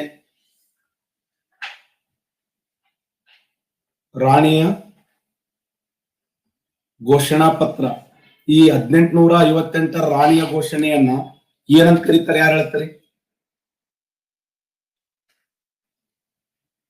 ಎಕ್ಸಲೆಂಟ್. ಇದನ್ನ ಮ್ಯಾಗ್ನಾ ಕಾರ್ಟ್ ಅಂತ ಕರೀತಾರೆ. ಯಾವ ಮ್ಯಾಗ್ನಾ ಕಾರ್ಟ್ ಅಂದ್ರೆ ಭಾರತದ ಮ್ಯಾಗ್ನಾ ಕಾರ್ಟ್, ಭಾರತದ ಮಹಾಸನ್ನದು. ಭಾರತದ ಮಹಾಸನ್ನದು, ಭಾರತದ ಮ್ಯಾಗ್ನಾ ಕಾರ್ಟ್ ಅಂತ ಕರೀತಾರೆ. ಒಟ್ಟು ಭಾರತ ದೇಶದಲ್ಲಿ 3 ಮ್ಯಾಗ್ನಾ ಕಾರ್ಟ್ಗಳು. ಒಂದು 1717ರಲ್ಲಿ ಕಂಪನಿ ಮ್ಯಾಗ್ನಾ ಕಾರ್ಟ್ ಅಲ್ಲ, ಒಂದು ಕಂಪನಿಯ ಮ್ಯಾಗ್ನಾ ಕಾರ್ಟ್. 1854ರಲ್ಲಿ ಇಂಗ್ಲಿಷ್ ಶಿಕ್ಷಣದ ಮ್ಯಾಗ್ನಾ ಕಾರ್ಟ್. ಇನ್ನು 1858ರಲ್ಲಿ ಭಾರತದ ಮ್ಯಾಗ್ನಾ ಕಾರ್ಟ್. 4 ಚಾರ್ಟರ್ ಕಾಯ್ದೆಗಳು ಜಾರಿಗೆ ಬಂದು. 4 ಚಾರ್ಟರ್ ಕಾಯ್ದೆಗಳು, 3 ಮ್ಯಾಗ್ನಾ ಕಾರ್ಟ್ಗಳು. ನೆನ್ಪಿಡಿ, ಇವು ಬರ್ಕೊಳ್ಳಿ, ವಿಶೇಷ ಸ್ಪೆಷಲ್ ನೋಟ್ ನ ಬರ್ಕೊಳ್ಳಿ. ಓಕೆನಾ? 1717ರ ಕಂಪನಿ ಮ್ಯಾಗ್ನಾ ಕಾರ್ಟ್ ಅಂದ್ರೆ ಮೊಟ್ಟ ಮೊದಲ ಬಾರಿಗೆ ಭಾರತ ದೇಶದಲ್ಲಿ ತೆರಿಗೆ ರಹಿತ ವ್ಯಾಪಾರಕ್ಕೆ ಅವಕಾಶ ಸಿಕ್ಕಿದ್ದು ಅಲ್ಲ. ಫರೂಕ್ಷಿಯಾರ್ ಅನ್ನುವಂತ ವ್ಯಕ್ತಿ ಏನ್ ಮಾಡ್ತಾನೆ? ಫರೂಕ್ಷಿಯಾರ್ ನಿಮ್ಗೆಲ್ಲ ಗೊತ್ತದೆ. ಯಾರು ಫರೂಕ್ಷಿಯಾರ್? ಬಾಬರ್ ಮಗ ಹುಮಾಯನ್ ಮಗ ಅಕ್ಬರ್ ಮಗ ಜಹಾಂಗೀರ್ ಮಗ ಶಹಜಾನ್ ಮಗ ಔರಂಗಜೇಬ್ ನಂತರ 1ನೇ ಬಹದ್ದೂರ್ ಶಾ ನಂತರ ಫರೂಕ್ ಶಿಯಾರ್, ಒಂದನೇ ಮೊಹಮ್ಮದ್ ಶಾ, ಎರಡನೇ ಶಾ ಆಲಂ, ಎರಡನೇ ಅಕ್ಬರ್, ಎರಡನೇ ಬಹದ್ದೂರ್ ಶಾ ಅಂತ ಕರಿತೀವಲ್ಲ, ಇಡೀ ಮೊಘಲ ಸಾಮ್ರಾಜ್ಯ ಅದು ಲಿಸ್ಟ್ನೇ ಇದೆ ಅದು. ಹಾಗಾದ್ರೆ ಈ ಫರೂಕ್ ಶಿಯಾರ್ ಅನ್ನುವಂತ ವ್ಯಕ್ತಿಯ ವಿಶೇಷ ಏನು ಅಂತಂದ್ರೆ, ಈತ ರೋಗಗ್ರಸ್ತನಾಗಿರುವಂತ ಫರೂಕ್ ಶಿಯಾರನಿಗೆ ಆ ಕಂಪನಿಯ ಈ ಹ್ಯಾಮಿಲ್ಟನ್ ಅನ್ನುವಂತ ವ್ಯಕ್ತಿ ಏನ್ ಮಾಡೋದು, ಚಿಕಿತ್ಸೆ ಕೊಡ್ತಾನೆ. ಚಿಕಿತ್ಸೆ ಪರಿಣಾಮವಾಗಿ ಖುಷಿಯಿಂದ ಆತ ಬಂಗಾಳ, ಬಿಹಾರ, ಒರಿಸ್ಸಾ ಪ್ರಾಂತ್ಯಗಳಲ್ಲಿ ಬ್ರಿಟಿಷರಿಗೆ ತೆರಿಗೆ ರಹಿತ ವ್ಯಾಪಾರಕ್ಕೆ ಅವಕಾಶ ಕೊಟ್ಟನು ಅಲ್ಲ. ಇದನ್ನ ಏನಂತ ಕರೀತಾರಂದ್ರೆ ಕಂಪನಿಯ ಮ್ಯಾಗ್ನಾ ಕಾರ್ಟ್. ಆಗಲೇ ವುಡ್ಸ್ನ ವರದಿ ನೋಡಿದೆವು. ಇದನ್ನ ಇಂಗ್ಲಿಷ್ ಶಿಕ್ಷಣದ ಮ್ಯಾಗ್ನಾ ಕಾರ್ಟ್. 1858ರ ಕಾಯ್ದೆಯನ್ನ ಭಾರತದ ಮ್ಯಾಗ್ನಾ ಕಾರ್ಟ್ ಅಂತ ಕರೀತಾರೆ. ಹಾಗಾದ್ರೆ ಇನ್ನೊಂದು ಕ್ವಶನ್ ಕೇಳೋಣ, ಭಾರತದ ಸಂವಿಧಾನದ ಯಾವ ಭಾಗವನ್ನ, ಭಾರತ ಸಂವಿಧಾನ, ಎಕ್ಸಲೆಂಟ್ ಮಂಜುನಾಥ್ ಅವರೇ, ವೆರಿ ಗುಡ್. ಚಂದು ಅವರೇ, ಪ್ರತಾಪ್ ಅವರೇ, ರಶ್ಮಿ ಅವರೇ, ಭಾರತ ಸಂವಿಧಾನದ ಮೂರನೇ ಭಾಗವನ್ನ ಭಾರತ ಸಂವಿಧಾನದ ಮ್ಯಾಗ್ನಾ ಕಾರ್ಟ್ ಅಂತ ಕರೀತಾರೆ. ಭಾರತ ಸಂವಿಧಾನದ ಮ್ಯಾಗ್ನಾ ಕಾರ್ಟ್ ಯಾವ್ದಂದ್ರೆ ಅದು ಸಂವಿಧಾನದ ಮೂರನೇ ಭಾಗ, ಮೂಲಭೂತ ಹಕ್ಕುಗಳು ಅಂತ ಏನ್ ಕರಿತೀವಲ್ಲ, ಆ ಮೂಲಭೂತ ಹಕ್ಕುಗಳನ್ನ ಭಾರತ ಸಂವಿಧಾನದ ಮ್ಯಾಗ್ನಾ ಕಾರ್ಟ್ ಅಂತ ಕರೀತಾರೆ. ಎಕ್ಸಲೆಂಟ್ ವಿನಯ್ ಅವ್ರ ತಲಿ ಚಟ್ ಅಂತ ಸರ್ ನಮ್ಗ. ಇದು ಮ್ಯಾಗ್ನಾ ಕಾರ್ಟ್ ಅಂದ್ರೆ ಏನು ಸರ? ಬರೀ ಆ ಮ್ಯಾಗ್ನಾ ಕಾರ್ಟ, ಈ ಮ್ಯಾಗ್ನಾ ಕಾರ್ಟ, ಕ್ಯಾಜಿ ಜನಾಬ್. ಮ್ಯಾಗ್ನಾ ಕಾರ್ಟ್ ಅಂದ್ರೆ ಏನು? ಮ್ಯಾಗ್ನಾ ಕಾರ್ಟ್ ಅಂದ್ರೆ 1215ರಲ್ಲಿ ಇಂಗ್ಲೆಂಡ್ ದೇಶದಲ್ಲಿ ಒಬ್ಬ ದೊರೆ, ಜಾನ್ ಅನ್ನುವಂತ ಒಬ್ಬ ಜಾನ್ ದೊರೆ ಪ್ರಪಂಚದಲ್ಲಿ ಮೊಟ್ಟ ಮೊದಲ ಬಾರಿಗೆ ಒಂದು ಮಹಾಸನ್ನದನ್ನ ಜಾರಿಗೆ ತರ್ತಾನೆ. ಅದನ್ನು ಮಾಡ್ಲೇಬೇಕು. ಪ್ರಪಂಚದಲ್ಲಿ ಮೊಟ್ಟ ಮೊದಲ ಬಾರಿಗೆ ಕಡ್ಡಾಯವಾಗಿ ಜಾರಿಗೆ ತಂದಿರತಕ್ಕಂತ ಕಾಯ್ದೆ ಅದು 1215ರ ಆ ಒಂದು ಇಂಗ್ಲೆಂಡ್ ದೇಶದ ಜಾನ್ ದೊರೆ ಜಾರಿಗೆ ತಂದಿರತಕ್ಕಂತ ಕಾಯ್ದೆ. ಇದು ಲಿಖಿತ ರೂಪದ, ಪ್ರಪಂಚದ ಮೊಟ್ಟ ಮೊದಲ ಲಿಖಿತ ರೂಪದ ಮಹಾಸನ್ನದು ಯಾವುದು ಅಂದ್ರೆ ಅದು 1215ರ ಇಂಗ್ಲೆಂಡ್ ದೇಶದಲ್ಲಿ ಜಾನ್ ದೊರೆ ಜಾರಿಗೆ ತಂದಿರತಕ್ಕಂತ ಕಾಯ್ದೆ. ಪ್ರಪಂಚದ ಮೊಟ್ಟ ಮೊದಲ ಲಿಖಿತ ರೂಪದ ಸಂವಿಧಾನಕ್ಕೆ ಒಂದು ತಳಹದಿಯಾಗಿರತಕ್ಕಂತ ಕಾಯ್ದೆ. ಹಂಗಂತೇಳಿ ಲಿಖಿತ ರೂಪದ ಸಂವಿಧಾನ ಅಲ್ಲ ಅದು. ಪ್ರಪಂಚದ ಮೊಟ್ಟ ಮೊದಲ ಲಿಖಿತ ರೂಪದ ಸಂವಿಧಾನ ಅಂದ್ರೆ ಯುನೈಟೆಡ್ ಸ್ಟೇಟ್ ಆಫ್ ಅಮೆರಿಕದ ಸಂವಿಧಾನ. ಕೇವಲ 7 ಪುಟಗಳದಾವಲ್ಲಿ. ಅದು ಹೆಂಗಿರಬಹುದು ವಿಚಾರ ಮಾಡಿ. ನಮ್ಮ ಭಾರತ ಸಂವಿಧಾನದಲ್ಲಿ ನಾವು ಎಷ್ಟು ಬದಲಾವಣೆಯನ್ನು ಮಾಡಿವಲ್ಲ. ಈಗ ನಮ್ಮ ಸಂವಿಧಾನದಲ್ಲಿ ಆರಂಭದಲ್ಲಿ 22 ಭಾಗ ಇದ್ದು ಪ್ರೆಸೆಂಟ್ 25 ಭಾಗ ಮಾಡಿವಿ. 8 ಅನುಸೂಚಿಗಳಿದ್ದವು, ಪ್ರೆಸೆಂಟ್ 12 ಅನುಸೂಚಿಗಳನ್ನ ಮಾಡಿವಿ. 395 ವಿಧಿಗಳಿದ್ದವು, ಪ್ರೆಸೆಂಟ್ 465ಕ್ಕಿಂತ ಹೆಚ್ಚು ವಿಧಿಗಳನ್ನ ಮಾಡಿವಿ. 104 ತಿದ್ದುಪಡಿಗಳು, 126 ಮಸೂದೆಗಳು ಭಾರತ ಸಂವಿಧಾನದಲ್ಲಿ ಪ್ರೆಸೆಂಟ್. ಎಷ್ಟು ಬದಲಾವಣೆಯನ್ನು ಮಾಡ್ತಾ ಬಂದೇವಲ್ಲ. ಭಾರತ ಸಂವಿಧಾನದಲ್ಲಿ ಆರಂಭದಲ್ಲಿ 22 ಭಾಗ ಇದ್ದು ಪ್ರೆಸೆಂಟ್ 25 ಭಾಗ, 8 ಅನುಸೂಚಿಗಳಿದ್ದು ಪ್ರೆಸೆಂಟ್ 12 ಅನುಸೂಚಿಗಳು, 395ಕ್ಕಿಂತ ಹೆಚ್ಚು ವಿಧಿಗಳಿದ್ದು ಪ್ರೆಸೆಂಟ್ 465ಕ್ಕಿಂತ ಹೆಚ್ಚು ವಿಧಿಗಳದಾವೆ. ಆಮೇಲೆ 104 ತಿದ್ದುಪಡಿಗಳು. ನೋಡಲಿ ಅಂಬರೀಶ್ ಕುಂಬಾರ್ ಅವರು ನಮಗೆ ವಾಜಿ ಮಾಡಿರ ಸರ್ ಅಂತ. 126 ಮಸೂದೆಗಳು. ದೊಡ್ಡ ಶಾಣೆ ಅದಾವ ಏನ್ ಸುದ್ದಿ. ಹಿಂಗೂ ವಿಚಾರ ಮಾಡ್ತಾವ ನೋಡ್ರಿ. ಅವ್ರು ಏಟ್ರ ತಿದ್ದುಪಡಿ ಮಾಡ್ಲಿ ಸರ, ನಮಗ್ ವಾಜಿ. ಇಡೀ ವಿಶ್ವದಲ್ಲಿ ಮೊಟ್ಟ ಮೊದಲ ಬಾರಿಗೆ ಲಿಖಿತ ರೂಪದ ಸಂವಿಧಾನ ಯಾವುದು ಅಂತಂದ್ರೆ ಅದು ಅಮೆರಿಕ ದೇಶದ ಸಂವಿಧಾನ. ಕೇವಲ 7 ಪುಟಗಳನ್ನು ಒಳಗೊಂಡದ್ದು. ಸರ್ ಜಾಫರ್ ಥಾಮಸನ್ ಅನ್ನುವಂತ ವ್ಯಕ್ತಿ 1774ರಲ್ಲಿ ಪ್ರಪಂಚದಲ್ಲಿ ಮೊಟ್ಟ ಮೊದಲ ಬಾರಿಗೆ, ಜಗತ್ತಿನಲ್ಲಿ ಮೊಟ್ಟ ಮೊದಲ ಬಾರಿಗೆ ಈ ಅಮೆರಿಕ ದೇಶದ ಸಂವಿಧಾನವನ್ನು ಬರೆಯಲ್ಪಟ್ರು ಅಲ್ಲ. ಜಾಫರ್ಸನ್ ಅನ್ನುವಂತ ವ್ಯಕ್ತಿ, ಆ ಜಾಫರ್ಸನ್ ಅನ್ನುವಂತ ವ್ಯಕ್ತಿ ಪ್ರಪಂಚದಲ್ಲಿ ಮೊಟ್ಟ ಮೊದಲ ಬಾರಿಗೆ ಕೇವಲ 7 ಪುಟಗಳನ್ನು ಒಳಗೊಂಡಿರ್ತಕ್ಕಂಥ ಸಂವಿಧಾನ. ಅದೇನೇ ಇರಲಿ, ಒಟ್ಟಾರೆಯಾಗಿ 1858 ರಾಣಿಯ ಘೋಷಣೆ. ಏನಿದು ರಾಣಿಯ ಘೋಷಣೆ? ಇದನ್ನ ಭಾರತದ ಮ್ಯಾಗ್ನಾ ಕಾರ್ಟ್ ಅಂತ ಕರೀತಾರ, ಭಾರತದ ಮಹಾಸನ್ನದು. ಏನ್ ಈ ಕಾಯ್ದೆಯಲ್ಲಿ ಏನೇನು ಬದಲಾವಣೆ ಮಾಡಿದ್ರು? ಹೌದು, 1600ರಲ್ಲಿ ಸ್ಥಾಪನೆಯಾಗಿರುವಂತ 1600 ಡಿಸೆಂಬರ್ 31, 1600 ಡಿಸೆಂಬರ್ 31ರಲ್ಲಿ ಸ್ಥಾಪನೆಯಾಗಿರುವಂತಹ ಈ ಬ್ರಿಟಿಷ್ ಈಸ್ಟ್ ಇಂಡಿಯಾ ಕಂಪನಿ 1858ರಲ್ಲಿ ರದ್ದು ಮಾಡಿದ್ರು. ಇದು ಬಹಳ ಮುಖ್ಯವಾಗಿರುವಂತ ಪಾಯಿಂಟ್. ಇದು ಪಾಯಿಂಟ್ ನಂಬರ್ 1 ಬರ್ಕೋಬೇಕು ಚೆನ್ನಾಗಿ. ಪಾಯಿಂಟ್ ನಂಬರ್ 1 ಏನಂದ್ರೆ 1600 ಡಿಸೆಂಬರ್ 31ರಂದು ರಾಣಿ ಕೊಟ್ಟಿರ್ತಕ್ಕಂಥ ಒಂದು ಕಾಯ್ದೆ, ಆ ಪರ್ಮಿಷನ್ ಕೊಟ್ಟಿದ್ದ ರಾಣಿ, ಬ್ರಿಟಿಷ್ ಈಸ್ಟ್ ಇಂಡಿಯಾ ಕಂಪನಿಗೆ ಪರ್ಮಿಷನ್ ಸಿಕ್ಕಿತ್ತು 1600 ಡಿಸೆಂಬರ್ 31ರಿಂದ 1858 ನವೆಂಬರ್ 5ರವರೆಗೆ ಭಾರತ ದೇಶದಲ್ಲಿ ಬ್ರಿಟಿಷ್ ಈಸ್ಟ್ ಇಂಡಿಯಾ ಕಂಪನಿ ಜೀವಂತವಾಗಿತ್ತು. ಅದು ರದ್ದು ಮಾಡಿದ್ರು ರಾಣಿ. ಬೇಡ, ಯಾಕೆ? 1857ರ ದಂಗೆಯ ನಂತರ, ಏನು ಸಾಮಾನ್ಯ ದಂಗೆ ಏನದು? 1857ರ ದಂಗೆ ದೇಶದ ಮೂಲೆ ಮೂಲೆಗಳಲ್ಲಿ ಹೊತ್ತೂರಿತು.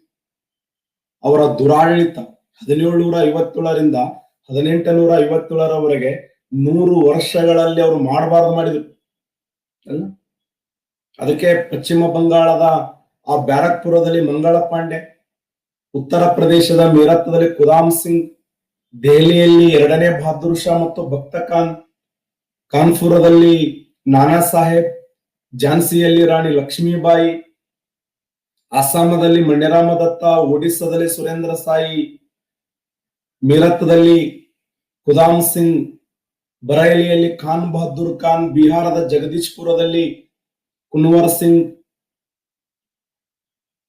ರಾಜಸ್ಥಾನದ ಜೈಪುರದಲ್ಲಿ ಜಗದೀಲ್ ಸಿಂಗ್, ರಾಜಸ್ಥಾನದಲ್ಲಿ ಫಿರೋಜ್ ಶಾ, ಸುರಪುರದ ರಾಜ ವೆಂಕಟಪ್ಪ ನಾಯಕ, ಮುಂಡರಗಿ ಭೀಮರಾವ್, ನರಗುಂದದ ಭಾವೆ ಭಾಸ್ಕರ ರಾವ್, ಉತ್ತರ ಕನ್ನಡ ಜಿಲ್ಲೆಯ ಸೋಪಾದಲ್ಲಿ ಹನುಮಪ್ಪ ನಾಯಕ. ಎಟ್ಟಂತ ಹೇಳ, ದೇಶದ ಮೂಲೆ ಮೂಲೆಗಳಲ್ಲಿ ಹೊತ್ತೂರಿತ್ತು 1857ರ ದಂಗೆ ಅಲ್ಲ.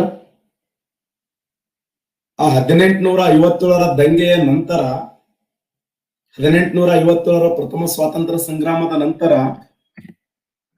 ಈ ಭಾರತ ದೇಶದಲ್ಲಿ ಬದಲಾವಣೆ ಆಗ್ತಾ ಬಂತು. ಅದನ್ನೇ ನಾವು ರಾಣಿಯ ಘೋಷಣೆ ಅಂತ ಕರಿತೀವಿ. ಆ ರಾಣಿ ಏನಂತ ಅಂದ್ರೆ, ಅಯ್ಯಪ್ಪ ಅಂದ್ರೆ ಭಾರತೀಯರ ಬೆಂಬಲವಿಲ್ಲದೆ, ಭಾರತೀಯರ ಪ್ರೋತ್ಸಾಹ ಇಲ್ಲದೆ ಭಾರತ ದೇಶದಲ್ಲಿ ಆಳ್ವಿಕೆ ಮಾಡಕ್ ಆಗಲ್ಲ. ಭಾರತೀಯರು ಸಿಡಿಲು ಮರಿ ಇದ್ದಂಗೆ ಯಾವತ್ನ್ಯಾಗ ಹೋರಾಟ ಮಾಡ್ತಾರೆ ಹೇಳಕ್ಕಾಗಲ್ಲ. ಅದಕ್ಕೆ ಇನ್ನು ಮುಂದೆ ನಾವು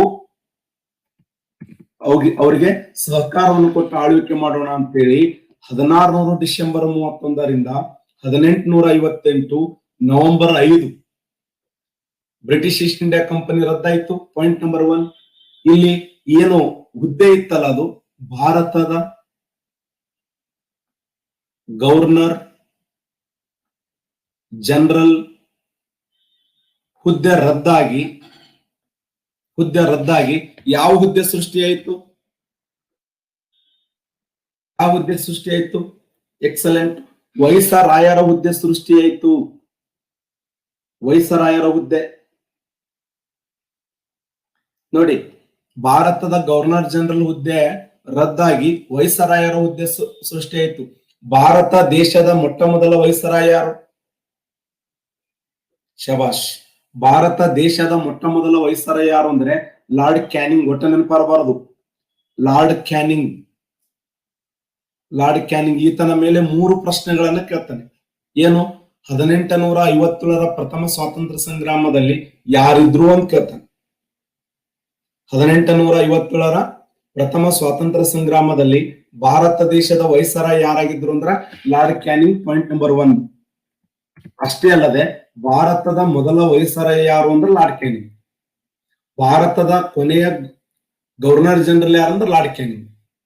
ಭಾರತದ ಕೊನೆಯ ಗವರ್ನರ್ ಜನರಲ್ ಅನ್ನ ಅದೇ ಹುದ್ದೆಯನ್ನು ಏನ್ ಮಾಡಿದಾರೆ ಅಂದ್ರೆ ಅವನಿಗೆ ವೈಸರಾಯ ಹುದ್ದೆಯನ್ನ ಬಿಟ್ಟುಕೊಟ್ರು ಲಾರ್ಡ್ ಕ್ಯಾನಿಂಗ್. ಈ ಲಾರ್ಡ್ ಕ್ಯಾನಿಂಗ್ ಇಡೀ ನಮ್ಮ ಭಾರತ ದೇಶ ಸೃಷ್ಟಿಯಾಗಿರತಕ್ಕಂತ ಮೊಟ್ಟ ಮೊದಲ ವೈಸರಾಯ ಹುದ್ದೆ ಇದು. ಈತನಿಗೆ ಒಬ್ಬ ಸಹಾಯಕ ವ್ಯಕ್ತಿಯನ್ನು ನೇಮಕ ಮಾಡಿದ್ರು. ಆ ಸಹಾಯಕ ವ್ಯಕ್ತಿ ಯಾರು ಅಂತ ಕೇಳಿದಾಗ ಅವನಿಗೆ ಹೆಲ್ಪ್ ಮಾಡ್ಲಿಕ್ಕೆ ಸಹಾಯಕ ವ್ಯಕ್ತಿ ಯಾರು ಅಂತಂದ್ರೆ ಕಾರ್ಯದರ್ಶಿಯ ಹುದ್ದೆ ಸೃಷ್ಟಿಯಾಯಿತು. ಕಾರ್ಯದರ್ಶಿಯ ಹುದ್ದೆ, ಇದು ಕ್ವಶನ್ ಆಗಿದೆ. ಭಾರತ ದೇಶದ ಮೊದಲ ಕಾರ್ಯದರ್ಶಿ ಯಾರು? ನಮ್ಮ ಭಾರತದ ಮೊದಲ ಕಾರ್ಯದರ್ಶಿ ಎಕ್ಸಲೆಂಟ್, ಗ್ರ್ಯಾಂಡ್ ಸ್ಟ್ಯಾನ್ಲಿ. ನೋಡಿ, ಗ್ರ್ಯಾಂಡ್ ಅಥವಾ ಲಾರ್ಡ್ ಗ್ರ್ಯಾಂಡ್ ಸ್ಟ್ಯಾನ್ಲಿ. ಈತನ ಹೆಸರಲ್ಲಿ ಒಂದು ಅಣೆಕಟ್ಟನ್ನು ಕಟ್ಟಲಾಗಿದೆ, ಗೊತ್ತಾ? ಮೆಟ್ಟೂರು ಜಲಾಶಯ ತಮಿಳುನಾಡಿನಲ್ಲಿ. ಸ್ಟ್ಯಾನ್ಲಿ ಜಲಾಶಯ ಅಂತ ಕೇಳಿರಿ. 2017 PSI ಕೇಳಿದ ಪ್ರಶ್ನೆ ಅದು, ಸಿವಿಲ್ PSI. ಏನು ಅಂದ್ರೆ ಈ ಕೆಳಗಿನ ಗ್ರ್ಯಾಂಡ್ ಸ್ಟ್ಯಾನ್ಲಿ ಅಣೆಕಟ್ಟನ್ನ ಈ ಕೆಳಗಿನ ಯಾವ ನದಿಗೆ ಅಡ್ಡಲಾಗಿ ಕಟ್ಟಲಾಗಿದೆ ಅಂದ್ರೆ ಕಾವೇರಿ. ಗ್ರ್ಯಾಂಡ್ ಸ್ಟ್ಯಾನ್ಲಿ ಅಣೆಕಟ್ಟು ಅಂದ್ರು ಒಂದೇ, ಮೆಟ್ಟೂರು ಜಲಾಶಯ ಅಂದ್ರು ಒಂದೇ.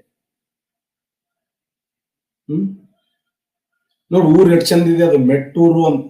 ಆ ಮೆಟ್ಟೂರು ಅಣೆಕಟ್ಟಿಗಿರುವಂತ ಇನ್ನೊಂದು ಹೆಸರ ಗ್ರ್ಯಾಂಡ್ ಸ್ಟ್ಯಾನ್ಲಿ ಅಣೆಕಟ್ಟು ಅಂತ ಹೇಳಿ ಕರೆಯಲ್ಪಡ್ತಾರ.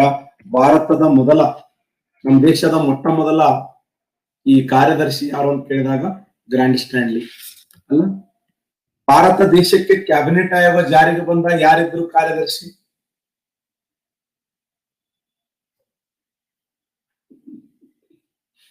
ಭಾರತ ದೇಶ ಕ್ಯಾಬಿನೆಟ್ ಆಯೋಗ ಜಾರಿಗೆ ಬಂದಾಗ ಎಕ್ಸಲೆಂಟ್, ಫೆಥಿಕ್ ಲಾರೆನ್ಸ್. ನೋಡಿ, ಭಾರತ ದೇಶಕ್ಕೆ ಕ್ಯಾಬಿನೆಟ್ ಆಯೋಗ ಜಾರಿಗೆ ಬಂದಾಗ ಫೆಥಿಕ್ ಲಾರೆನ್ಸ್ ಇದ್ದ.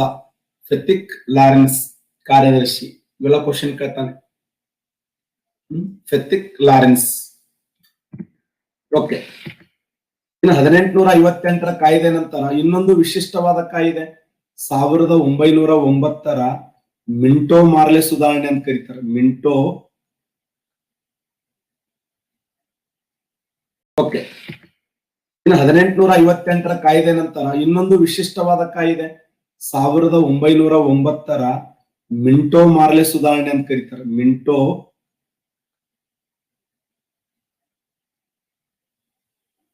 ಮಾರ್ಲೆ ಸುಧಾರಣೆ.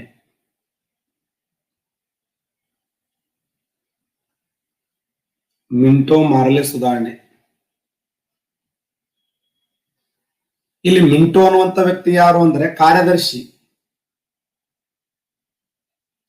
ಮಾರ್ಲೆ ಅನ್ನುವಂತ ವ್ಯಕ್ತಿ ಮಿಂಟೋ ವೈಸರಾಯ. ವೈಸರಾಯ, ಮಾರ್ಲೆ ಕಾರ್ಯದರ್ಶಿ. ಇದೊಂದು ವಿಶಿಷ್ಟವಾದ ಕಾಯ್ದೆ.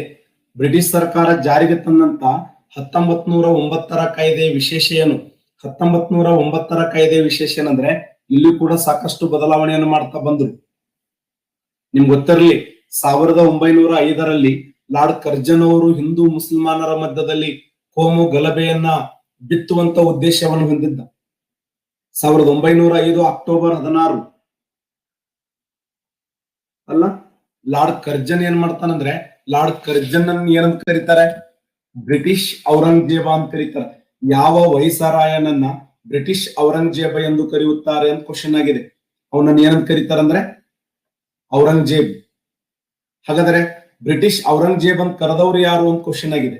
ಎಕ್ಸಲೆಂಟ್, ಗೋಪಾಲ್ ಕೃಷ್ಣ ಗೋಖಲೆ. ಯಾಕೆ ಕರೆದ್ರು ಅಂದ್ರೆ ಹುತ್ತುಚಾರ ಮಾಡ್ತಂತ.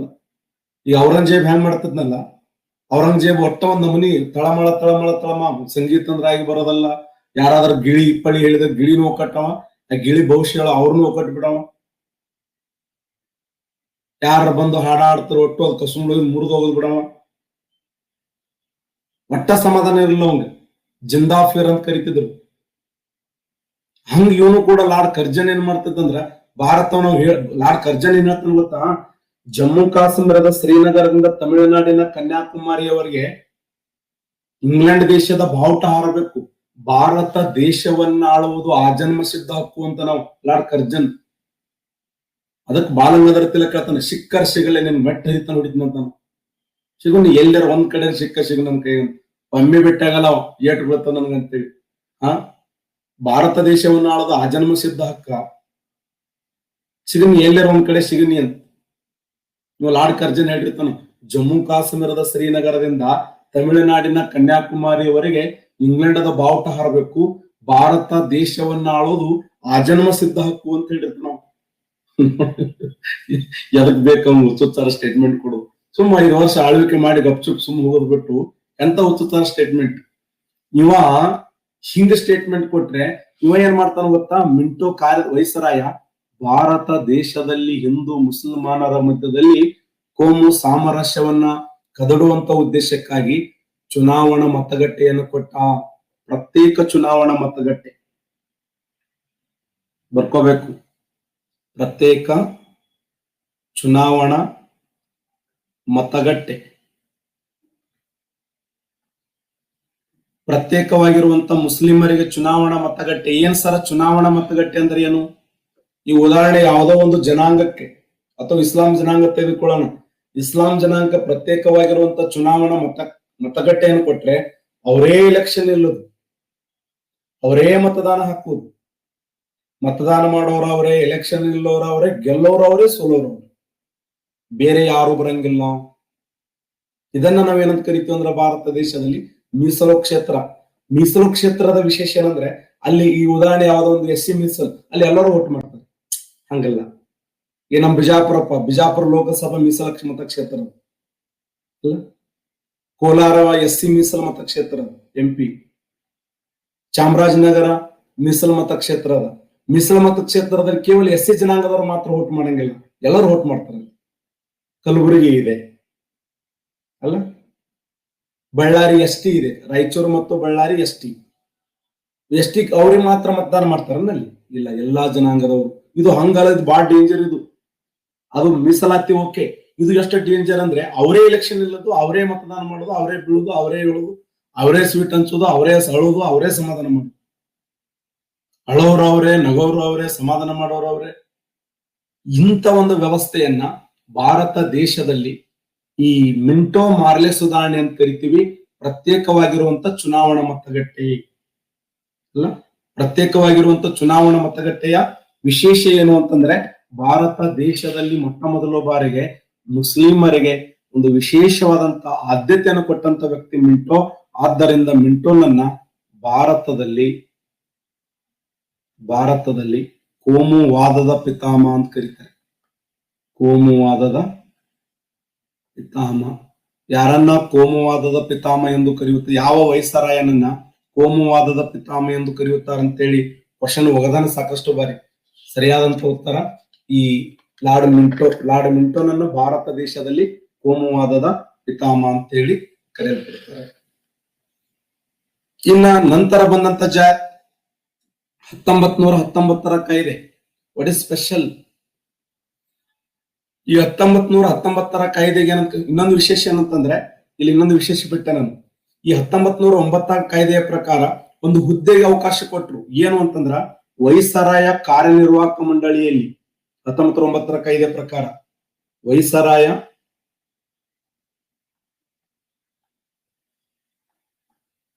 ಕಾರ್ಯನಿರ್ವಾಹಕ ಮಂಡಳಿಯಲ್ಲಿ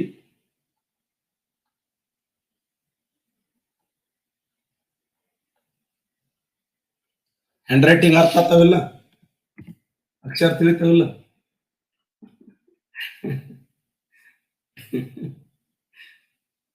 ಯಾರ ಬೆಂಕಿನವರು? ಆಯ್ತು, ಇವತ್ತು ನಾಷ್ಟ ಮಾಡಬಾರ್ದಲ್ಲ, ನಾಷ್ಟನು ಮಾಡಬಾರ್ದು.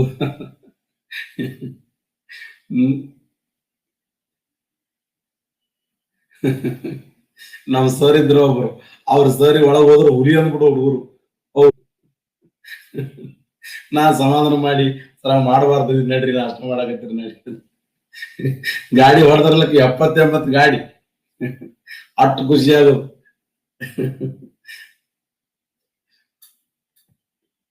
ಬೆಂಕಿ ಅಂತ. ವೈಸರಾಯ ಕಾರ್ಯನಿರ್ವಾಹಕ ಮಂಡಳಿ ವೆರಿ ಇಂಪಾರ್ಟೆಂಟ್. ಈ ಒಂದು 1909ರ ಕಾಯ್ದೆ ಇನ್ನೊಂದು ಸ್ಪೆಷಲ್ ಏನು ಅಂತಂದ್ರೆ, ಈ ಒಂದು ಕಾಯ್ದೆಯಲ್ಲಿ ವೈಸರಾಯ ಕಾರ್ಯನಿರ್ವಾಹಕ ಮಂಡಳಿಯಲ್ಲಿ ಭಾರತೀಯರನ್ನ ನಾಮಕರಣ ಮಾಡಿಕೊಳ್ಳಲಾಯಿತು. ಭಾರತೀಯರನ್ನ ನಾಮಕರಣ ಮಾಡಲಾಯಿತು. ಹಾಗಾದ್ರೆ ಭಾರತ ದೇಶದ ಮೊಟ್ಟ ಮೊದಲ ಬಾರಿಗೆ ಕಾನೂನು ಸದಸ್ಯನಾಗಿ ನಾಮಕರಣಗೊಂಡಿರ್ತಕ್ಕಂಥ ಮೊದಲ ವ್ಯಕ್ತಿ ಯಾರು? ಎಕ್ಸಲೆಂಟ್, ಸತ್ಯೇಂದ್ರ ಪ್ರಸಾದ್ ಸಿನ್ಹಾ. ನೋಡಿ, ಬರ್ಕೋಬೇಕು, ಸತ್ಯೇಂದ್ರ ಪ್ರಸಾದ್ ಸಿನ್ಹಾ. ಸತ್ಯೇಂದ್ರ ಪ್ರಸಾದ್ ಸಿನ್ಹಾ.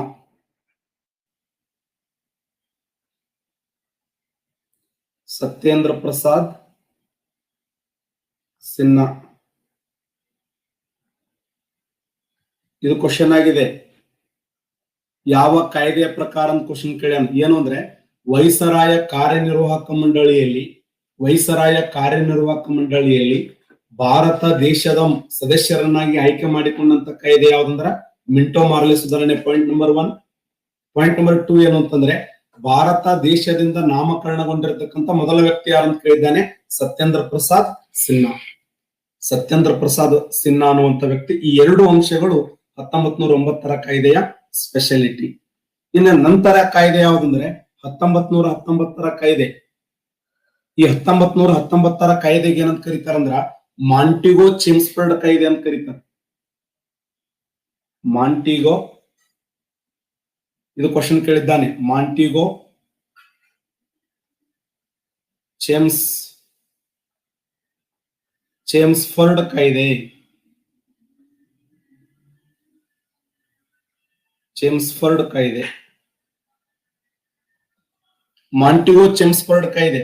ಏನಿದೆ ವಿಶೇಷ ಇದು ನೋಡಿ. ಒಬ್ಬ ಹಿಂದೂ ಮುಸಲ್ಮಾನರ ಮಧ್ಯೆ ಕೋಮುಗಲಭೆಯನ್ನು ಸೃಷ್ಟಿ ಮಾಡಿದ. ಇನ್ನೊಬ್ಬ ಮುಸಲ್ಮಾನರಿಗೆ ಮೊಟ್ಟ ಮೊದಲ ಬಾರಿಗೆ ಪ್ರತ್ಯೇಕವಾಗಿರುವ ಚುನಾವಣಾ ಮತಗಟ್ಟೆಯನ್ನು ಕೊಟ್ಟ. ಈ ಪುಣ್ಯಾತ್ಮ ಏನ್ ಮಾಡಿದ ಅಂದ್ರ ಕಳಸ ಇಟ್ಟ.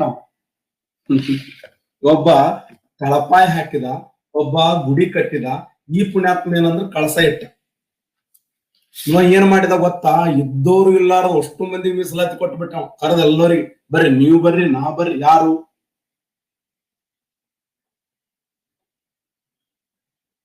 ಮುಸ್ಲಿಮರು,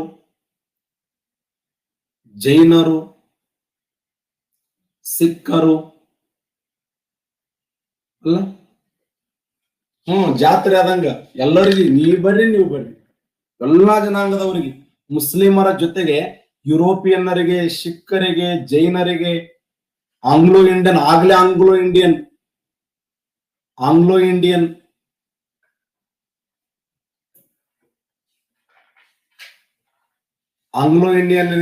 ಸ್ವಾಮಿಗಳಿಗೆ ಒಳಗೆಲ್ಲ. ಮುಸ್ಲಿಮರಿಗೆ, ಜೈನರಿಗೆ, ಸಿಖ್ಖರಿಗೆ, ಆಂಗ್ಲೋ ಇಂಡಿಯನ್, ಯುರೋಪಿಯನ್ನರಿಗೂ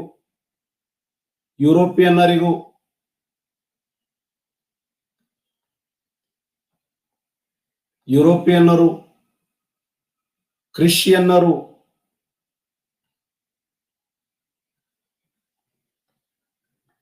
ಎಲ್ಲರಿಗೂ ಅವಕಾಶ ಕೊಟ್ಬಿಟ್ರ. ಯಾರು? ಮಾಂಟಿಗೋ. ಇಲ್ಲಿ ಸರ್ ಮಾಂಟಿಗೋ ಯಾರು, ಚೆಮ್ಸ್ಫರ್ಡ್ ಯಾರು? ಇದು ಬಹಳ ಮುಖ್ಯ. ಮಾಂಟಿಗೋ ಇಲ್ಲಿ ಉಲ್ಟಾ, ಸ್ವಲ್ಪ ಉಲ್ಟಾ.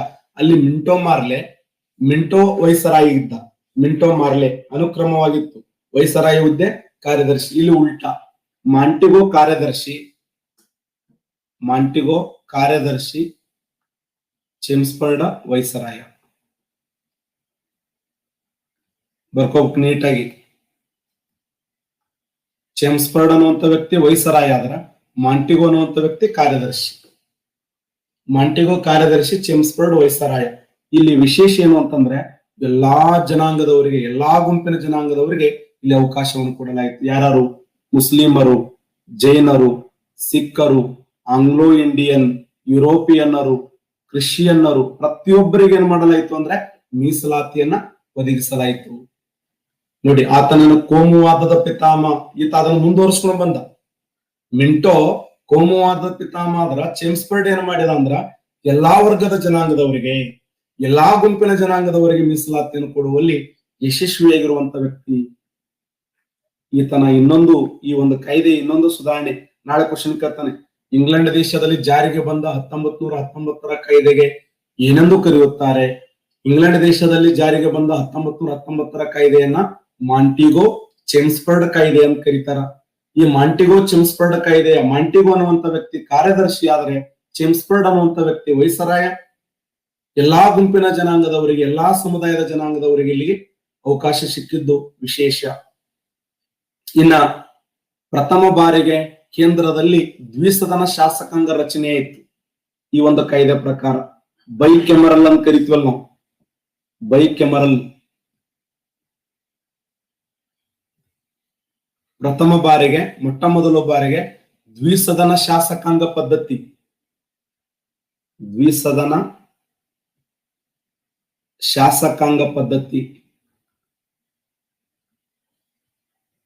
ಪ್ರಥಮ ಬಾರಿಗೆ ದ್ವಿಸದನ ಶಾಸಕಾಂಗ ಪದ್ಧತಿ ಜಾರಿಗೆ ಬಂತು. ಹಾಗಾದ್ರೆ ಈ ಪ್ರಥಮ ಬಾರಿಗೆ ದ್ವಿಸದನ ಶಾಸಕಾಂಗ ಪದ್ಧತಿಯ ಸ್ಪೆಷಲ್ ಏನು ಅಂತಂದ್ರೆ, ಶಾಸಕಾಂಗದ ಕೆಳಮನೆ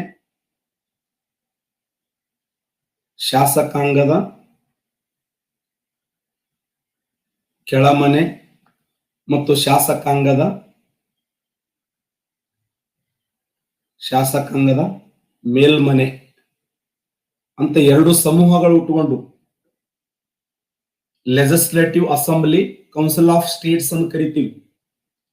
legislative assembly, council of states ಇಲ್ಲಿ ಎಷ್ಟು ಜನ ಅಂತಂದ್ರೆ 145 ಜನ, ಇಲ್ಲಿ 60 ಜನ ಸದಸ್ಯರು.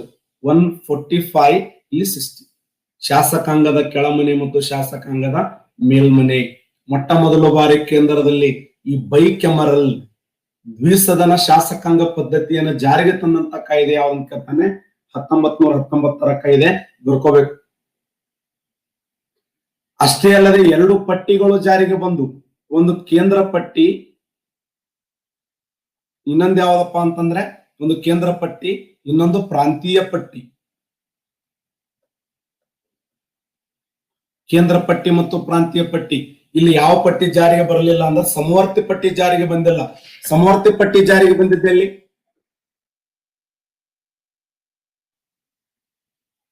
1935 ಕಾಯ್ದೆ.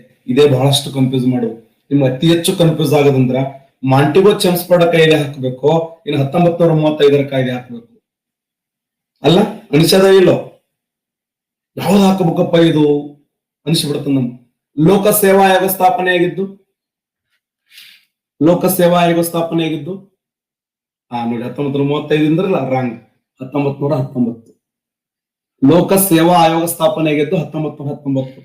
ಆದರೆ ಸಂಯುಕ್ತ ಲೋಕಸೇವಾ ಆಯೋಗ ಸ್ಥಾಪನೆ ಆಗಿದ್ದು 1935. ಬರೇ ಲೋಕಸೇವಾ ಆಯೋಗ UPSC, ಓನ್ಲಿ ಫಾರ್ UPSC, ಅದು 1919. ಒಂದು ಕಮಿಟಿ ನೇಮಕ ಮಾಡ್ತಾರೆ ಭಾರತ ದೇಶದಲ್ಲಿ. ಆ ಕಮಿಟಿ ಹೆಸರು ಏನು ಅಂತಂದ್ರೆ ಲಾರ್ಡ್ ಲೀ ಕಮಿಷನ್ ಅಂತ ಕರೀತಾರೆ. Lord Lee commission. Lord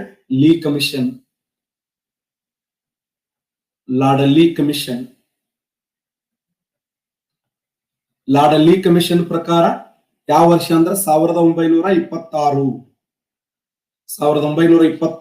October 1ರಂದು 1926 ಅಕ್ಟೋಬರ್ 1ರಂದು UPSC ಸ್ಥಾಪನೆ ಆಯಿತು. ಇದರ ಆಯುಕ್ತರಾಗಿ, ಮೊದಲ ಅಧ್ಯಕ್ಷರಾಗಿ ಯಾರು ಆಯ್ಕೆಯಾದರು? Yes, very good. ಇದರ ಮೊದಲ ಆಯುಕ್ತರಾಗಿ, ಅಧ್ಯಕ್ಷರಾಗಿ ಆಯ್ಕೆಯಾದವರು ಸರ್ ರಾಸ್ ಬಾರ್ಕರ್.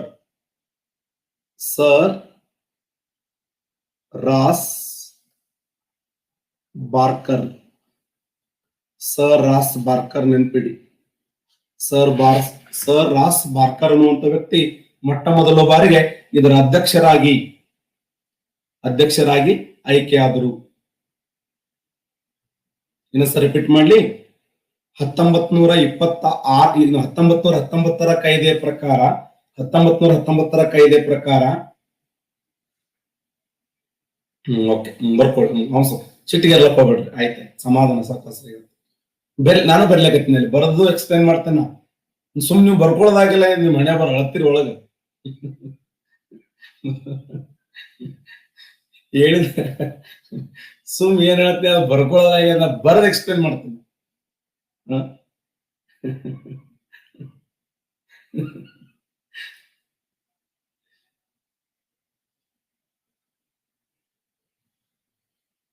ಓಕೆ, ಇಲ್ಲ ನೋಡಿ. 1919 ಕಾಯ್ದೆಯ ಪ್ರಕಾರ ಇಲ್ಲಿ ಇದನ್ನ 1919 ಕಾಯ್ದೆಯನ್ನ ಭಾರತ ದೇಶದಲ್ಲಿ ಮಾಂಟಿಗೋ ಚೆಮ್ಸ್ಫರ್ಡ್ ಕಾಯ್ದೆ ಅಂತ ಕರೀತಾರೆ. Point number 1. ಇಲ್ಲಿ ಮಾಂಟಿಗೋ ಅನ್ನುವಂತ ವ್ಯಕ್ತಿ ಕಾರ್ಯದರ್ಶಿ ಆದರೆ ಚೆಮ್ಸ್ಫರ್ಡ್ ಅನ್ನುವಂತ ವ್ಯಕ್ತಿ ವೈಸರಾಯ. 2 ಪಾಯಿಂಟ್ ಪರ್ಫೆಕ್ಟಾ?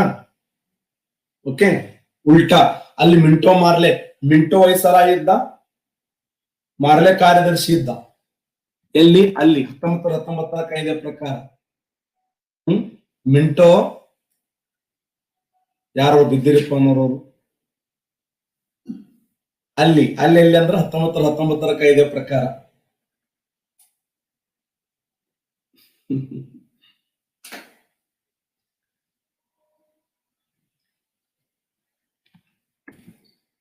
ಇಲ್ಲಿ ಮಾಂಟಿಗೋ ಕಾರ್ಯದರ್ಶಿ ಆದ್ರೆ ಚೆಮ್ಸ್ಫರ್ಡ್ ಅನ್ನುವಂತ ವ್ಯಕ್ತಿ ಯಾರಂದ್ರೆ ವೈಸರಾಯ್. ಉಲ್ಟಾ ಇಲ್ಲಿ ಸ್ವಲ್ಪ ಬೈ ಕೆಮರಲ್ ನೇಮಕ ಮಾಡಲಾಯಿತು. ಇಲ್ಲಿ 2 ಪಟ್ಟಿಗಳು ಅಸ್ತಿತ್ವಕ್ಕೆ ಬಂದು ಆ ಎರಡು ಪಟ್ಟಿಗಳು ಯಾವಂದ್ರೆ ಒಂದು ಕೇಂದ್ರ ಪಟ್ಟಿ, ಇನ್ನೊಂದು ಪ್ರಾಂತೀಯ ಪಟ್ಟಿ. ಆದ್ರೆ ಕೇಂದ್ರ ಪಟ್ಟಿ, ಪ್ರಾಂತೀಯ ಪಟ್ಟಿ ಮತ್ತು ಸಮವರ್ತಿ ಪಟ್ಟಿ ಜಾರಿಗೆ ಬಂದಿದ್ದು 1935ರ ಕಾಯ್ದೆ. 3 ಪಟ್ಟಿಗಳು, ಇಲ್ಲಿ ಎರಡು ಪಟ್ಟಿಗಳು, ಅಲ್ಲಿ 3 ಪಟ್ಟಿಗಳು. ಇಲ್ಲಿ UPSC ಲೋಕ ಸೇವಾ ಆಯೋಗ ಸ್ಥಾಪನೆ ಆಗ್ತದ. ಯಾವ ಆಯೋಗದ ಪ್ರಕಾರ ಅಂದ್ರ ಲಾರ್ಡ್ ಲೀ ಕಮಿಷನ್ ಆಯೋಗದ ಪ್ರಕಾರ 1926 ಅಕ್ಟೋಬರ್ 1ರಂದು UPSC ಸ್ಥಾಪನೆ ಆಯಿತು. ಅದರ ಮೊದಲ ಅಧ್ಯಕ್ಷರಾಗಿ ಸರ್ ರಾಸ್ ಬಾರ್ಕರ್ ಅವರು ಸೆಲೆಕ್ಟ್ ಆದರು. ಓಕೆ, ನೆಕ್ಸ್ಟ್ ಕ್ಲಾಸ್ ನಲ್ಲಿ